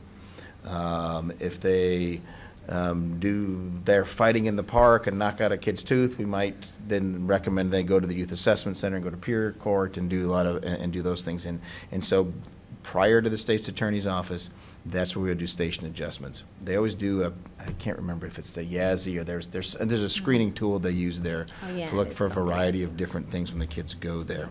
So they can determine, well, he's acting out in 7th grade reading because he's 4 grades behind, or there's other issues. So with regards to how station, I think they're fairly independent. Yes. Typically, the station adjustment's probably going to be at things that are lower tiered, if you will, not robbing a bank. So. And as Dr. Wiemelt said when he was here, we don't assign station adjustments at all. It isn't in the purview of the school district. But to answer your question about out-of-school suspensions, we kind of have a continuum, right, of, when a student does something, if it's a minor level thing, they might get a detention or they might have some time out of class, kind of someone mentioned time out. And we have some more restorative measures that we have at both campuses where a student, we don't want to send students home ever. Again, we want them in school every day so they can learn and get what they need to be a student. So we have things that they can do in school to restore or remediate the behavior as much as possible. So, and unfortunately, there are things that happen that we do need to have a student out of school for, because having them out of school gives us an opportunity as a school to kind of put a plan in place for when they come back, or to have an opportunity to meet with parents. Sometimes there's some investigative work that our principals need to do to find out, what happened, and that student might need to be home in order for those things to happen for a day or two, or maybe longer. But again, we have Restore You room at the middle school and the high school. Is it called Restore You room at the middle school too? And so we have a restorative place where students can have work. They can go out for a class period or more, where they remain on campus. On-campus suspension. Yeah, it's kind of like an in-school suspension, but again, with a more restorative lens. Okay. It seems like the tricky part's always going to be trying to distinguish between what's misbehavior and what's actually illegal, and where the officer needs to get involved. And so if somebody's bouncing a ball down the hallway, the Yep. officer's not going to try to arrest them for that. And so, Correct. yes, No, we have talked they will about, not. so these two slides kind of address that. Like, Officer Robertson, I think Dr. Wemel said, she's not intervening in things that that our administrators need to be addressing, right? So if there's a student refusing to go to class, or some of the kind of disruptive or disrespectful behaviors that a middle schooler might display, that is something that Dr. Wemel and his team would get involved in. So, Ms. Robinson's not dragging kids to class or dragging kids out of class or anything like that, but she is there as a, when things do escalate to a level that could be criminal, or even just could be, again, as support, as that relationship. We had a situation, gosh, maybe on her first day or her second day, that I came over, and we had to kind of powwow as a group around what we wanted to do. And I think Dr. Wemel and I wanted to be a little harder, and Officer Robinson was the one saying, well, let's talk about this as an option, or, she had more information than we did because of her role as a police officer. So I think, she didn't right away say, yes, let's give them the most punitive consequence that we can. It was, and not that Dr. Wemel and I were trying to do that either. It was just, she already jumped right in with being on the side of the student, and what can we do as a support for this child, because clearly that is what they needed in that moment for this particular situation. So, and that's one of the reasons why we want to make sure that the school's involved in that selection process. So when we ask who wants to do this, just like not every officer wants to be on the SWAT team, not every officer wants to be the middle school SRO. And so we have to try to plug and play, and we wanted them to be involved in this selection process, and so then we'll reach out to them. How's it going, and those types of things. What kind of formal training is there for SROs? Is there a unit at the PTI, police training? So there is, as Deputy Chief Searles talked about a little bit, initially we're going to do sort of just in-house, on-the-job training with the current school resource officers. There is I believe it's 40 hours, a one-week class that the National Association of School Resource Officers puts in. We will send them to that. That could be another summer activity, as timing allows, or even if let's say in January, because we're trying to look for we're hoping for next semester to start the high school officer full time and not do a split thing like we're doing this fall. Maybe one can go to class while the other one covers two schools, and we'll flip flop, and we'll kind of wait and see. But there is formal training, and there's continuing ed as well. I think we need to have some redundancy. Would you have to have 3 people trained, so that to cover? We currently have, we have others. One of the things that we would do is, depending on the scenario, so Jeff Steinberg and Darren McCartney would currently be detectives who have already been to this particular training. So if we need backup or call, or somebody's on vacation or sick or having babies or whatever's happening, we would be able to hopefully cover with an appropriately trained person. Well, I'm glad you're thinking about the school-to-prison pipeline. Of course, that's probably what jumps into all of our heads when we first start thinking about more police in schools. I think looking at the disparity of how discipline is handed out, whether it's from an officer or school personnel, seems to be more of what causes the school-to-prison pipeline. I think it is a thing, and I don't know if it's a local thing or not, but it's a national thing. Yeah, it's a national thing. I think that people sometimes the disparity and the severity of punishment is what adds up when there's bias, or when it's greater for disadvantaged students for a variety of reasons, and usually nothing intentional.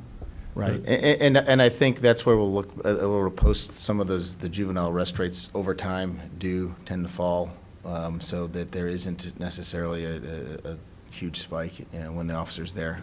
I will mention, of course, that there's always the worst stories that pop up on your Google News feed about some SRO somewhere that's arrested a 6-year-old, and that's on us to make sure that we are fostering the right training, selecting the right people, embedding them in the school appropriately, so they don't think that that's some way to solve a problem. So. Okay. Well, thanks for all the information. I'm still going to be digesting it for a while, I think. Mary Alice. So one of the purposes is to reduce the delinquency in the juvenile population. I'm curious, since Champaign has less than 1,000, you know, one SRO to 1,000, what are their rates like? Are they seeing positive results in this? I know Rich has that data. Rich, would you like to speak to that issue? So I don't have their arrest data immediately. Speak into the mic, please. Sorry. I don't have their arrest data immediately available to me. I can tell you anecdotally in the conversations that I've had with the deputy chief over there that have sort of ushered the program along, their arrest rates are down. So. Okay, all right. I mean, it I just can't seems like, speak any more intelligently than that. No, I mean, since we have all these other communities directly surrounding us, it would be very interesting to see that tangible results that have come from having the SROs in the schools. Yeah, they've had theirs since, I don't know. Oh, I can't 2005-ish, maybe? Yes. Oh, wow. Yeah, so they've been in place for quite Long some time. time, and I know that was one of the things that they were keeping track of. I just don't have it with me this evening. Okay. But I know it's down. All right.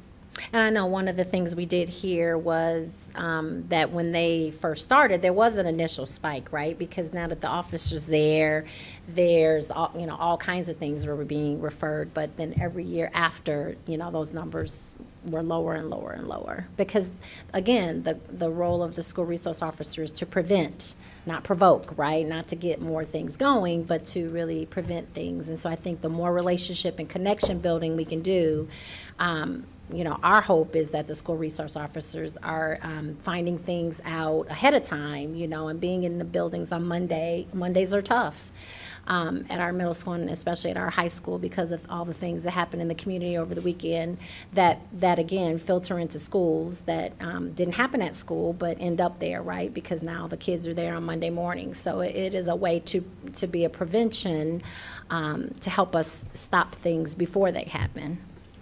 So I guess one of the things, kind of to piggyback a little bit on what Jared had said, was there's been a lot of conversation in terms of how to embed the SROs and to make them part of the community within the school system, which absolutely should be priority number one. But you also have to have that connection, right, to the police department and have that communication being flowing. So we went through kind of a typical day. I'm wondering if perhaps you could speak towards how are we going to be making sure that we have that integration with the police department. Yeah, so that was one of the questions that the school board poses. How are the SROs going to know what's going on? Since there's the community school to community flow, we've got briefings every morning for day watch. We've got briefings every afternoon for second shift. We've got briefings every night. We've got detectives that read reports 5 days a week. All those things are valuable means of communication. We've got emails. We've got message boards. We've got messaging in the cars. We've got text messages. It's not unusual for at 10 o'clock at night for me to get a text message from the current SRO. Did you know about this? No, I didn't know about this. And then I text her, or she texts me and say, hey, what about this? So there's constant communication, constant flow of information, and oftentimes it's very specific, related to very specific students. Is there any FaceTime? Yeah, there is. With the current model, there's more because they're in and out of the office so much doing detective stuff and school resource officer stuff. With Officer Robinson thus far, I mean, I personally see her probably a couple times a week. She'll come in, she'll say, what about this, what about that? We collaborate on different strategies. She and I were, was it last week? Yeah, last week she and I were trying to figure out how to handle an issue with the middle school girls doing photo things they shouldn't be doing, and we came up with a good solution. And that took us, 15 or 20 minutes, and I think it was probably the appropriate solution for the circumstances. So, yeah, they're not going to live in the bubble. They're not going to be off on their own, thrown to the wolves. There's going to be lots of discussions. And they will be a resource for patrol officers, and patrol officers will be a resource for them, and they will be a resource for detectives. And this is, I think, held very true in Champaign. I know that Dr. Ivory Tatum and I have talked a couple times about some kind of scary things that have maybe come close to happening, and only because of the school resource officer, things were able to be avoided. So I know in Champaign it's been very successful with respect to that flow of communication. And everybody texts, everybody calls these days, and it's constant communication. Okay, all right, thank you. You're welcome. Other questions? Okay, well, thank you. I also want to acknowledge in the audience is Paul Pulaski, who's a school board member. Thank you for coming tonight. I think he's, yeah. Thank you. Thank you very much. And again, this is just the first initial briefing, if you will, for the school board and the city council, and then we'll keep you posted as things develop. And I did just want to mention, I'll continue to work with the chief and deputy chief on the, or were you getting ready to say that? No, okay. You're doing fine. On the intergovernmental agreement piece, I think we are going to work really hard to get that back to our board at our next study session, November 5th. So we'll have something to bring back to you guys as well at that point. Correct. Thank you. Thank you all for coming. Thank you. Yes. Thank you. Our second presentation is from Scott Tess on the Urbana landfill solar development update. Don't forget your presentation. And then we do public input after the presentations. So they'll be next. Yeah, there's just one more presentation. Good evening, Mayor and Council. I'm happy to be here tonight to update you on our landfill solar development project. This is an image of an aerial image of Urbana's closed landfill. There are a number of parcels, 4 different parcels there. They're outlined in yellow. Altogether, they make up the Urbana landfill complex. This property or collection of properties is already being reused in a number of ways. We have a police firing range there. We have a fire department training facility, and we have the landscape recycling center. But there is still about 40 acres there of property that has no other economic use. We just have to maintain it in terms of basic landfill maintenance and also mow the lawn. And so the notion here is to utilize this space for solar energy development. This is what it looks like on the ground. The portion, the 40 acres we're looking at for solar development is somewhat flat. It's not perfect.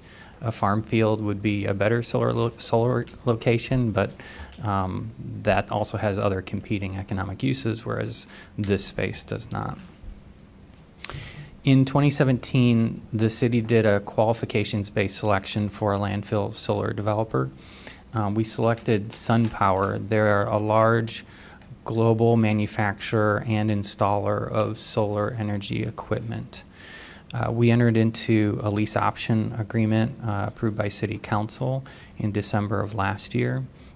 The lease option gives SunPower the opportunity to develop a solar array on our closed landfill for a limited period of time. And I'll thank Jim Simon for spending a lot of eye-straining hours looking at that lease option and lease agreement. He didn't wear glasses before we started that project, but here he is now. Thank you, Jim. Yeah, it was a long one. In August of this year, our project with SunPower was selected for a low-income community solar incentive by the state Illinois Solar for All program. That's a program created and funded by the Future Energy Jobs Act. The Illinois Commerce Commission approved that award earlier this month. And so now the SunPower is actually waiting for the paperwork and will be countersigning it. But the city staff will work with SunPower to convert the lease option to a long-term lease. So that lease will be 15, 20, 25 years, something to that effect. And that lease will be substantially in the form that was presented with the lease option. So low-income community solar arrays, as part of the Future Energy Jobs Act, allows subscribers to buy a share of electricity produced by the solar array on our landfill. So that means an apartment or a household in the city, or actually anywhere in Ameren territory, can subscribe or buy electricity from our solar array. We're not running a wire there. It's a paperwork transaction, and then that purchase of electricity will be reflected on their Ameren bill. So it's somewhat similar to municipal electric aggregation. It's somewhat similar to choosing a retail electric supplier. You're electing a particular power supplier, and that's reflected on your Ameren bill. You still get an Ameren bill, but you're buying your power from somewhere else. So there are community solar arrays incentivized by the Future Energy Jobs Act, and then there are low-income community solar arrays incentivized by the Future Energy Jobs Act. So there's income qualifications, and there's some assistance on the website I've got here to help folks determine if they meet the income qualifications to be eligible to buy electricity from this project. And as this is an off-site project that is selling electricity rather than installing a solar energy system at someone's home or apartment, there's no upfront costs for anyone. You simply start subscribing to a particular retail supplier, namely our low-income community solar project. So this project provides a number of benefits to the community. Obviously, we're increasing clean renewable energy that's used in the state. We're increasing low-income access to renewable energy, low-income household access to renewable energy. The portion of the project that's fence road in and has solar panels on it will be maintained by the developer, who will be the long-term owner. So that's a section of landfill that we no longer have to mow. The Champaign-Urbana solid waste disposal system, which governs this particular part of the Urbana landfill complex, will receive lease payments for the use of the property. The property will become taxable because it will be a primarily commercial use, and those taxes will be paid by the developer as just another project cost. And the city will purchase a portion of the electricity produced by the array for city facilities' electricity needs. With that, I'll take any questions you have.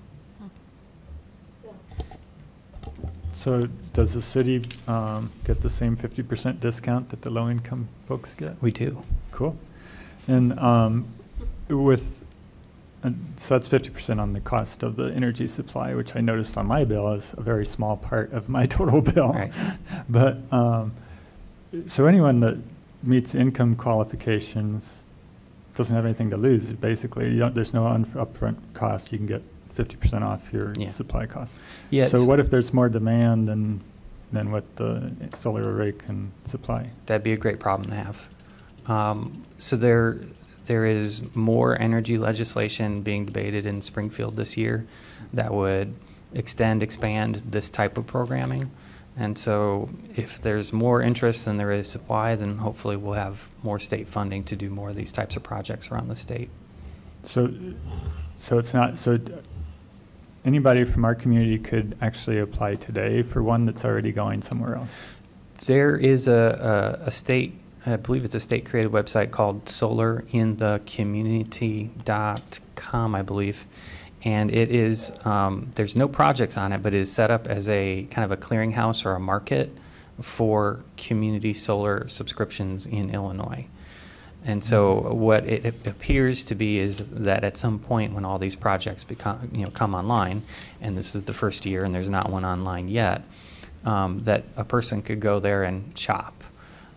So you can any potential subscriber can buy electricity from any community solar array within their utility territory, so ComEd and ComEd Ameren in Ameren. Okay, and well, it sounds like maybe our township office should get familiar with the application process so that they can help some of the low-income folks they work with.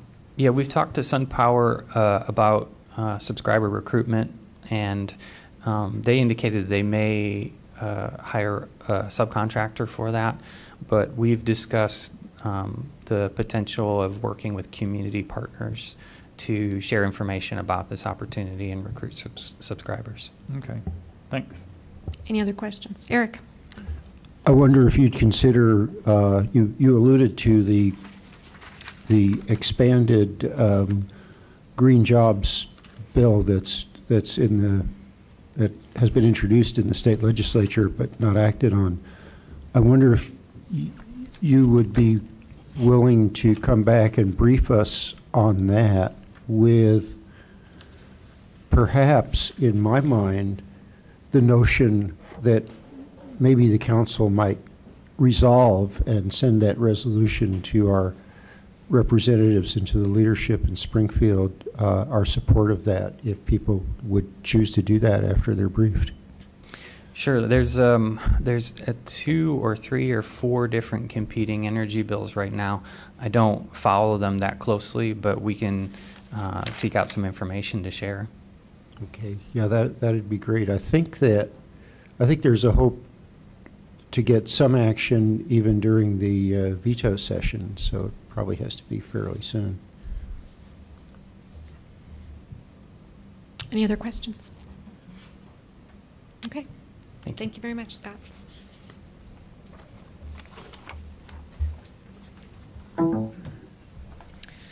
Next up, we have public input.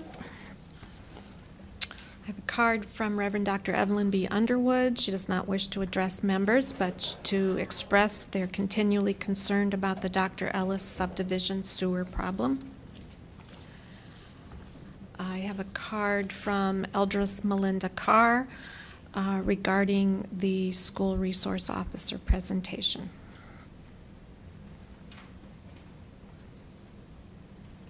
I apologize. I see you did check the box at the time. I'm sorry. I misread the card.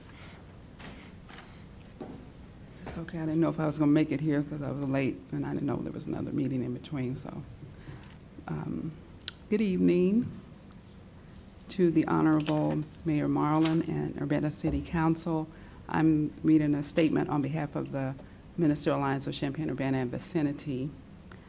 As the Urbana City Council and Urbana School District review the possibility of developing a full-time school resource officer for the Urbana High School and Urbana Middle School, we would like to bring to your attention our concerns about the reference to the role of an informal counselor on page 2 of the document, paragraph 6, being presented at the meeting tonight. That paragraph states, quote, "The final role is that of an informal counselor. This role is important to provide information to students, parents, staff, and administrators on a variety of topics. This also provides students a safe way to discuss issues occurring in both the school and the community," unquote. Our concern with this paragraph is related to protecting the rights of parents and their students who come in contact with an SRO, student resource officer, who is first and foremost a police officer charged with carrying out law enforcement. Here are some of the concerns we have about the program. Questions. Does a SRO have full access to any student at any time?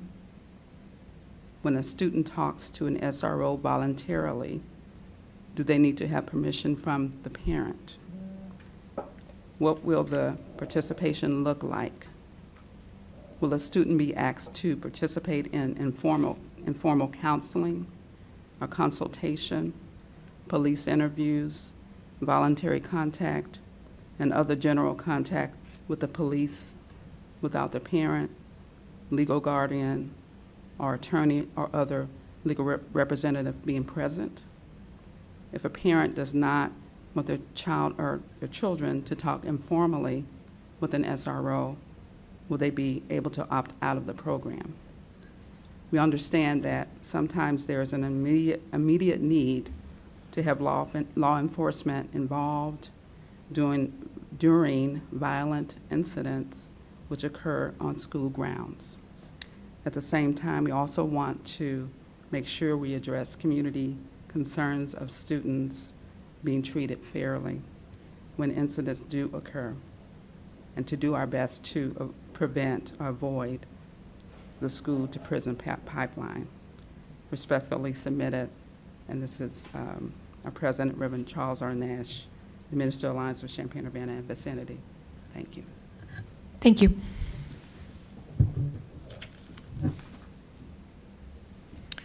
Reverend Robert Freeman is here. He'll be available for input and clarification when the topic of the electronic sign at the church comes up. And last is Jason Rock. And I'm road closures? Pedestrian stuff, sorry. Oh, okay. So I actually, I talked about this a little bit at a different time. And I've just been sort of taking some photos. How do I present? That's not going to work. So I've just been taking some photos and sort of making some notes, and sort of I want to start by sort of talking a little bit about what how road closures are supposed to work for pedestrian stuff. So the manual on the uniform traffic control devices says that the needs of pedestrians, including those with disabilities, are a basic requirement of work zone traffic control. Pedestrian needs must be addressed in temporary traffic control plans and be consistent with ADA requirements. Jumping ahead, this is sort of the three ways that you can provide for this. One is maintaining the existing pedestrian pathways. I believe that this is considered sort of the best way to do it if you can avoid closing pedestrian pathways. The second is developing alternative pedestrian pathways that are parallel to and easily reached if a pedestrian pathway must be closed. And then the third thing is that when you do have to close a pedestrian path, you have to identify and develop alternative pathways and then put in signage that detours pedestrians ahead of the closure, similar to how we deal with car traffic. You don't drive people straight up to a closure and then expect them to sort of figure out the wayfinding afterwards. The most important thing, obviously, is pedestrian safety, and you have to maintain ADA access and such. The bottom part is that if you only expect pedestrians to cross roadways and you're not willing to put in pedestrian pathways that are on the same side, you're introducing additional risk to pedestrians because now they have to cross the roadway twice. So I want to show you some pictures from road closures or from sidewalk closures, and then I also put the dates on them. So this is July 9th. It was a closure due to, I think, additional stuff on Main Street being put in, so additional sewer or sanitary or something being put into a building. This closure was maintained for about a month, and the expected behavior for pedestrians during this closure was to cross mid-block and then cross a second time. That mid-block crossing isn't really safe at the best of times. It's definitely not safe at the worst of times. On the 31st, across the street from this, some signage went in. This is a fairly common complaint that I have about how Urbana signs closures or signs stuff for drivers. Often, the road closure signs or the men at work signs are placed in the center of pedestrian pathways. So there's no closure for a pedestrian pathway here except because of this sign. This actually runs afoul of ADA. I'm fairly confident that this does not meet ADA requirements. It's doesn't maintain 3 feet of space on this sidewalk. This happens frequently. These probably don't run afoul of ADA because there's still 3 feet here, but this is a heavily trafficked, this is near the bus stop, so lots of people are walking in this space. Again, another closure where this is the first closure notification. It's blocked the ADA ramp here, so if you need a ramp, you come up to this closure, have to turn around, go back a block, cross at an unsignaled crosswalk, and then end up on the other side of the road, and then I don't know exactly how you would get back across the road. This closure could have easily closed this road and provided a pedestrian pathway on the same side of this road, at least when they weren't doing this work here, but it wasn't. So an example of a closure on campus that actually did this pretty well, after I asked them to do it, is to redirect pedestrian traffic into a bike lane. As long as you signal that bikes should sort of yield to pedestrians, bike lanes can be used as a routing for pedestrian traffic. It provides a same side pedestrian path.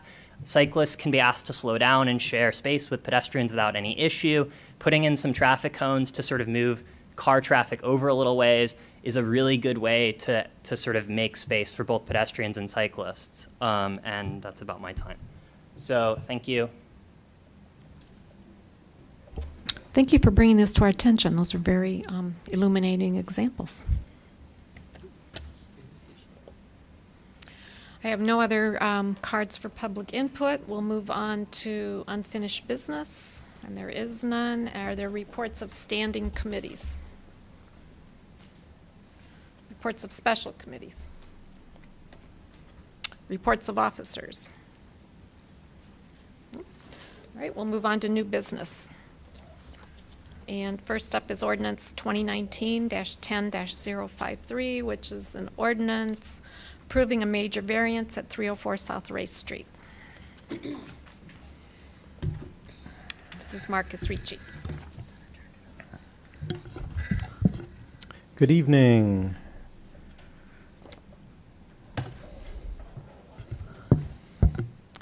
So the First United Methodist Church of Urbana is upgrading their 70-year-old sign and would like to use a sign that is more versatile, more convenient to update, and more energy efficient. Citing an electronic display outside the B3 General Business or CRE Conservation, Recreation, Education zoning district requires a major variance. At its September 18th, 2019 meeting, the Zoning Board of Appeals held a public hearing on this case. No members of the public spoke regarding the case, and the ZBA voted unanimously to recommend that City Council approve the variance with one condition. Here is the location of the church at the southeast corner of Race and Green, and the location of the existing sign. The new sign would be in the exact same location as the old sign, and it would be a little larger in size. Other than the proposed major variance to allow the electronic display in the B4 district, the proposed sign would meet all other zoning requirements of the zoning ordinance.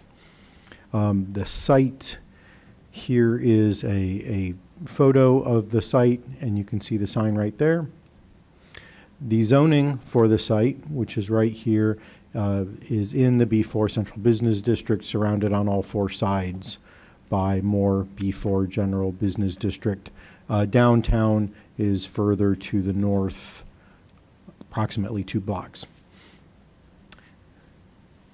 The proposed sign would adhere to the zoning requirements for both freestanding signs in the B4 district as well as electronic displays in the B3 zoning district. So it would meet, if this was in the proper zoning district, it would meet all of the zoning ordinances requirements. Here is the design that was submitted with the sign permit. It's approximately 92 inches tall by 87 inches wide, and the electronic display portion here below would be less than 50% of the size of the entire sign, which is one of the requirements of the zoning ordinance. The fact that this sign currently, as it stands, in order to change the message on it or the service times on it, you would have to reprint a new paper sign and then adhere it to inside the cabinet.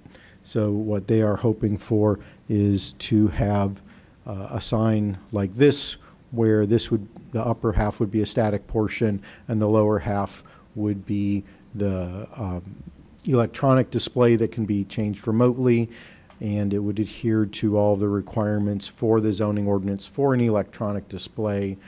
Can't change the message any more frequently than 3 minutes.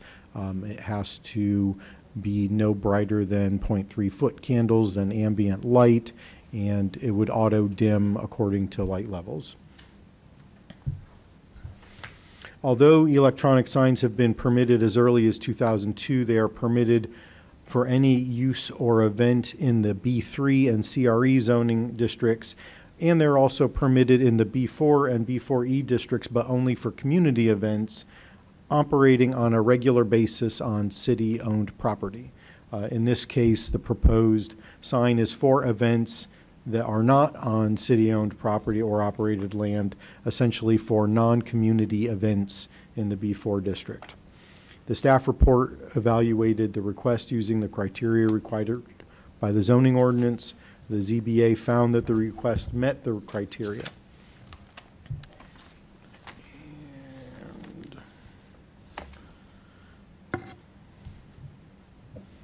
At the September 18th meeting, staff recommended that the ZBA forward the case to City Council with a recommendation to approve the major variance with one condition. The board voted unanimously with a recommendation to approve the request with the first condition as presented, which is that the sign be in general conformance with the attached site plan and design. So you've seen the sign design, the site plan. As you can see, it's going to be in the exact same place that it's been since 1957, approximately 19 feet in from Race Street and 25 feet south of Green Street. The minimum requirement of the zoning ordinance is a 15-foot setback. The report also summarized the staff findings, which include that the variance request is due to the special circumstance that the church is located at the periphery of the central business district, and that converting its internally lit sign to one that incorporates an otherwise conforming electronic display is unlikely to negatively affect the essential character of downtown Urbana, and that the proposed variance should not cause a nuisance to adjacent properties because the existing sign has not been a nuisance, and that the proposed electronic display will not face or be within 100 feet of residential districts or uses, and the sign will comply with all other zoning regulations, including brightness, auto dimming, and how frequently the message changes. The City Council has the following options: to approve the ordinance or approve the ordinance along with any appropriate conditions, or to deny the ordinance. And that is the end of the presentation. Pastor Freeman is here to answer questions as well. Any technical questions for staff or Pastor Freeman? Okay. Thank you. Is there a motion? I'd like to make a motion. I'd like to move ordinance number 2019-10-053, an ordinance approving a major variance for the church at 304 South Ray Street, ZBA case number 2019-MAJ-11, with the condition that the proposed electronic sign location and size generally conform to the site plans that have been presented here tonight be approved. Second. Moved by Jared, seconded by Eric. Any discussion? Okay, will the clerk please call the roll? Council members Brown? Yes. Hayson? Yes. Hersey? Yes. Jacobson? Yes. Miller? Yes. Wu? Yes. Mayor Marlin? Yes. That motion passes. And congratulations to the church on your 183rd anniversary, which makes you one of the oldest, if not the oldest, congregations in the city of Urbana. We are the oldest. Okay. We were formed 183 years ago, before Urbana was formed, before the University of Illinois was formed. We were there. And so we welcome you to come and visit us. We have now 14 agencies in our building, and we are we're totally filled. Can you believe that? 170,000 square feet is filled with organizations and groups around Champaign County. So we're grateful, and thank you all. We're so happy. We're ecstatic. Thank you so much. Okay. Pastor Freeman has opened the doors and invited the community into his building, and it's been a great success. Yes, yes. Thank you all. Thank you all. Next up is ordinance number 2019-10-054, which is an ordinance authorizing the purchase of real estate at 2310B East Main Street. Nick Hansen. All right, so the property at 2310B East Main Street is a property that community development has dealt with for approximately the last 5 years. So the property has gone into foreclosure, and we have an opportunity to buy the property at a fair price, and then we would turn around and then have the property demoed through the grant through the state, the APP, the Abandoned Properties Program. So, and then several options on the table after that, and one would be potentially to hold the property for a possible connection to the Kickapoo Rail Trail. So the Kickapoo Rail Trail currently stops about 600 feet to the east of the property. So that's been one of the concerns for them, is how to kind of connect further down. So that's one of the options. Other options would be to turn around, either to sell the property. So is there questions that I can answer? Mary Alice. I just want to confirm it's the zoning is R3, is that right? That's is that correct. What we said? Okay. All right. Can I make a motion?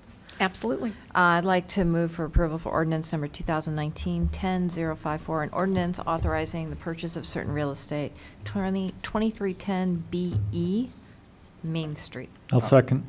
Be East. Sorry. Yeah. I was like, what I is almost did the same BEC? thing. Yeah. And it was seconded by Bill. Any further discussion? Will the clerk please call the roll? Council members Brown, Yes. Hayson, Yes. Hersey, Yes. Dibkivson, Yes. Miller, Yes. Wu. Yes. That motion passes. Thank you, Nick. Next up is ordinance 2019-10-055, which is an ordinance suspending, charging, and collecting application fees for special event permit. Carol Mitten, City Administrator. As I explained in the memo that was submitted to council, we've run into some challenges with the combination of increasing special event application fees at the commencement of this fiscal year to better reflect our administrative costs, and also a discontinuation of a practice that was not authorized by the council to waive those fees for certain applicants, notably nonprofits, but not exclusively. Some of them were institutions. And so that combination has led to some challenges, and I just mean it's challenging, not anyone challenging us, but it's challenging to go from to deal with an entity that didn't have to pay a fee in the past of any kind, and now we're asking them to pay a fee that was just completely unanticipated. So what I'm asking for is basically the council to approve a suspension of charging those application fees while we both work through what we might want to request in terms of authority to waive fees entirely, and also just revamping the special event application approval process to streamline it from our end so that we minimize the administrative costs in the first place. It's a little bit cumbersome the way we do it now. So this would just give us some breathing room. And also the goal is to clarify and just make easier to understand all around the special event process and be very consistent with everyone who applies. So it's cumbersome, and it's a process that kind of grew up over a period of years, and it's no longer really flexible enough to deal with all the different types of special events that have come across our desk in the last couple of years. So we're going to just rewrite the thing so that it fits what we're doing today, and it will be much more consistent and transparent and clear to everybody involved. I happily move adoption of ordinance number 2019-10-055 with enthusiasm. Second. Moved by Eric, seconded by Bill. Further comments? Will the clerk please call the roll? Council members Brown? Yes. Hayson? Yes. Hersey? Yes. Jacobson? Yes. Miller? Yes. Wu? Absolutely. That motion passes. Last on the agenda is Resolution 2019-10-04R, which is the resolution authorizing intervention in the assessment complaint of OSF Healthcare System, which is similar to what you discussed at the town board meeting. Jim, do you want to add anything? In the interest of time, Fred said it all. Okay. Then I'd like to move for approval of this ordinance. Resolution. Resolution. I have to say it. Resolution. You guys. Resolution number 2019-10-040R, resolution authorizing intervention and assessment complaint of OSF Healthcare System. And I'm going to give Dean the second because he hasn't had a chance. Okay. That works. All right. Further discussion? Will the clerk please call the roll? Councilmember Brown? Yes. Hayson? Yes. Hersey? Definitely yes. Jacobson? Yes. Miller? Yes. Wu? Absolutely. That motion passes. With no further business before this council meeting, the meeting is adjourned.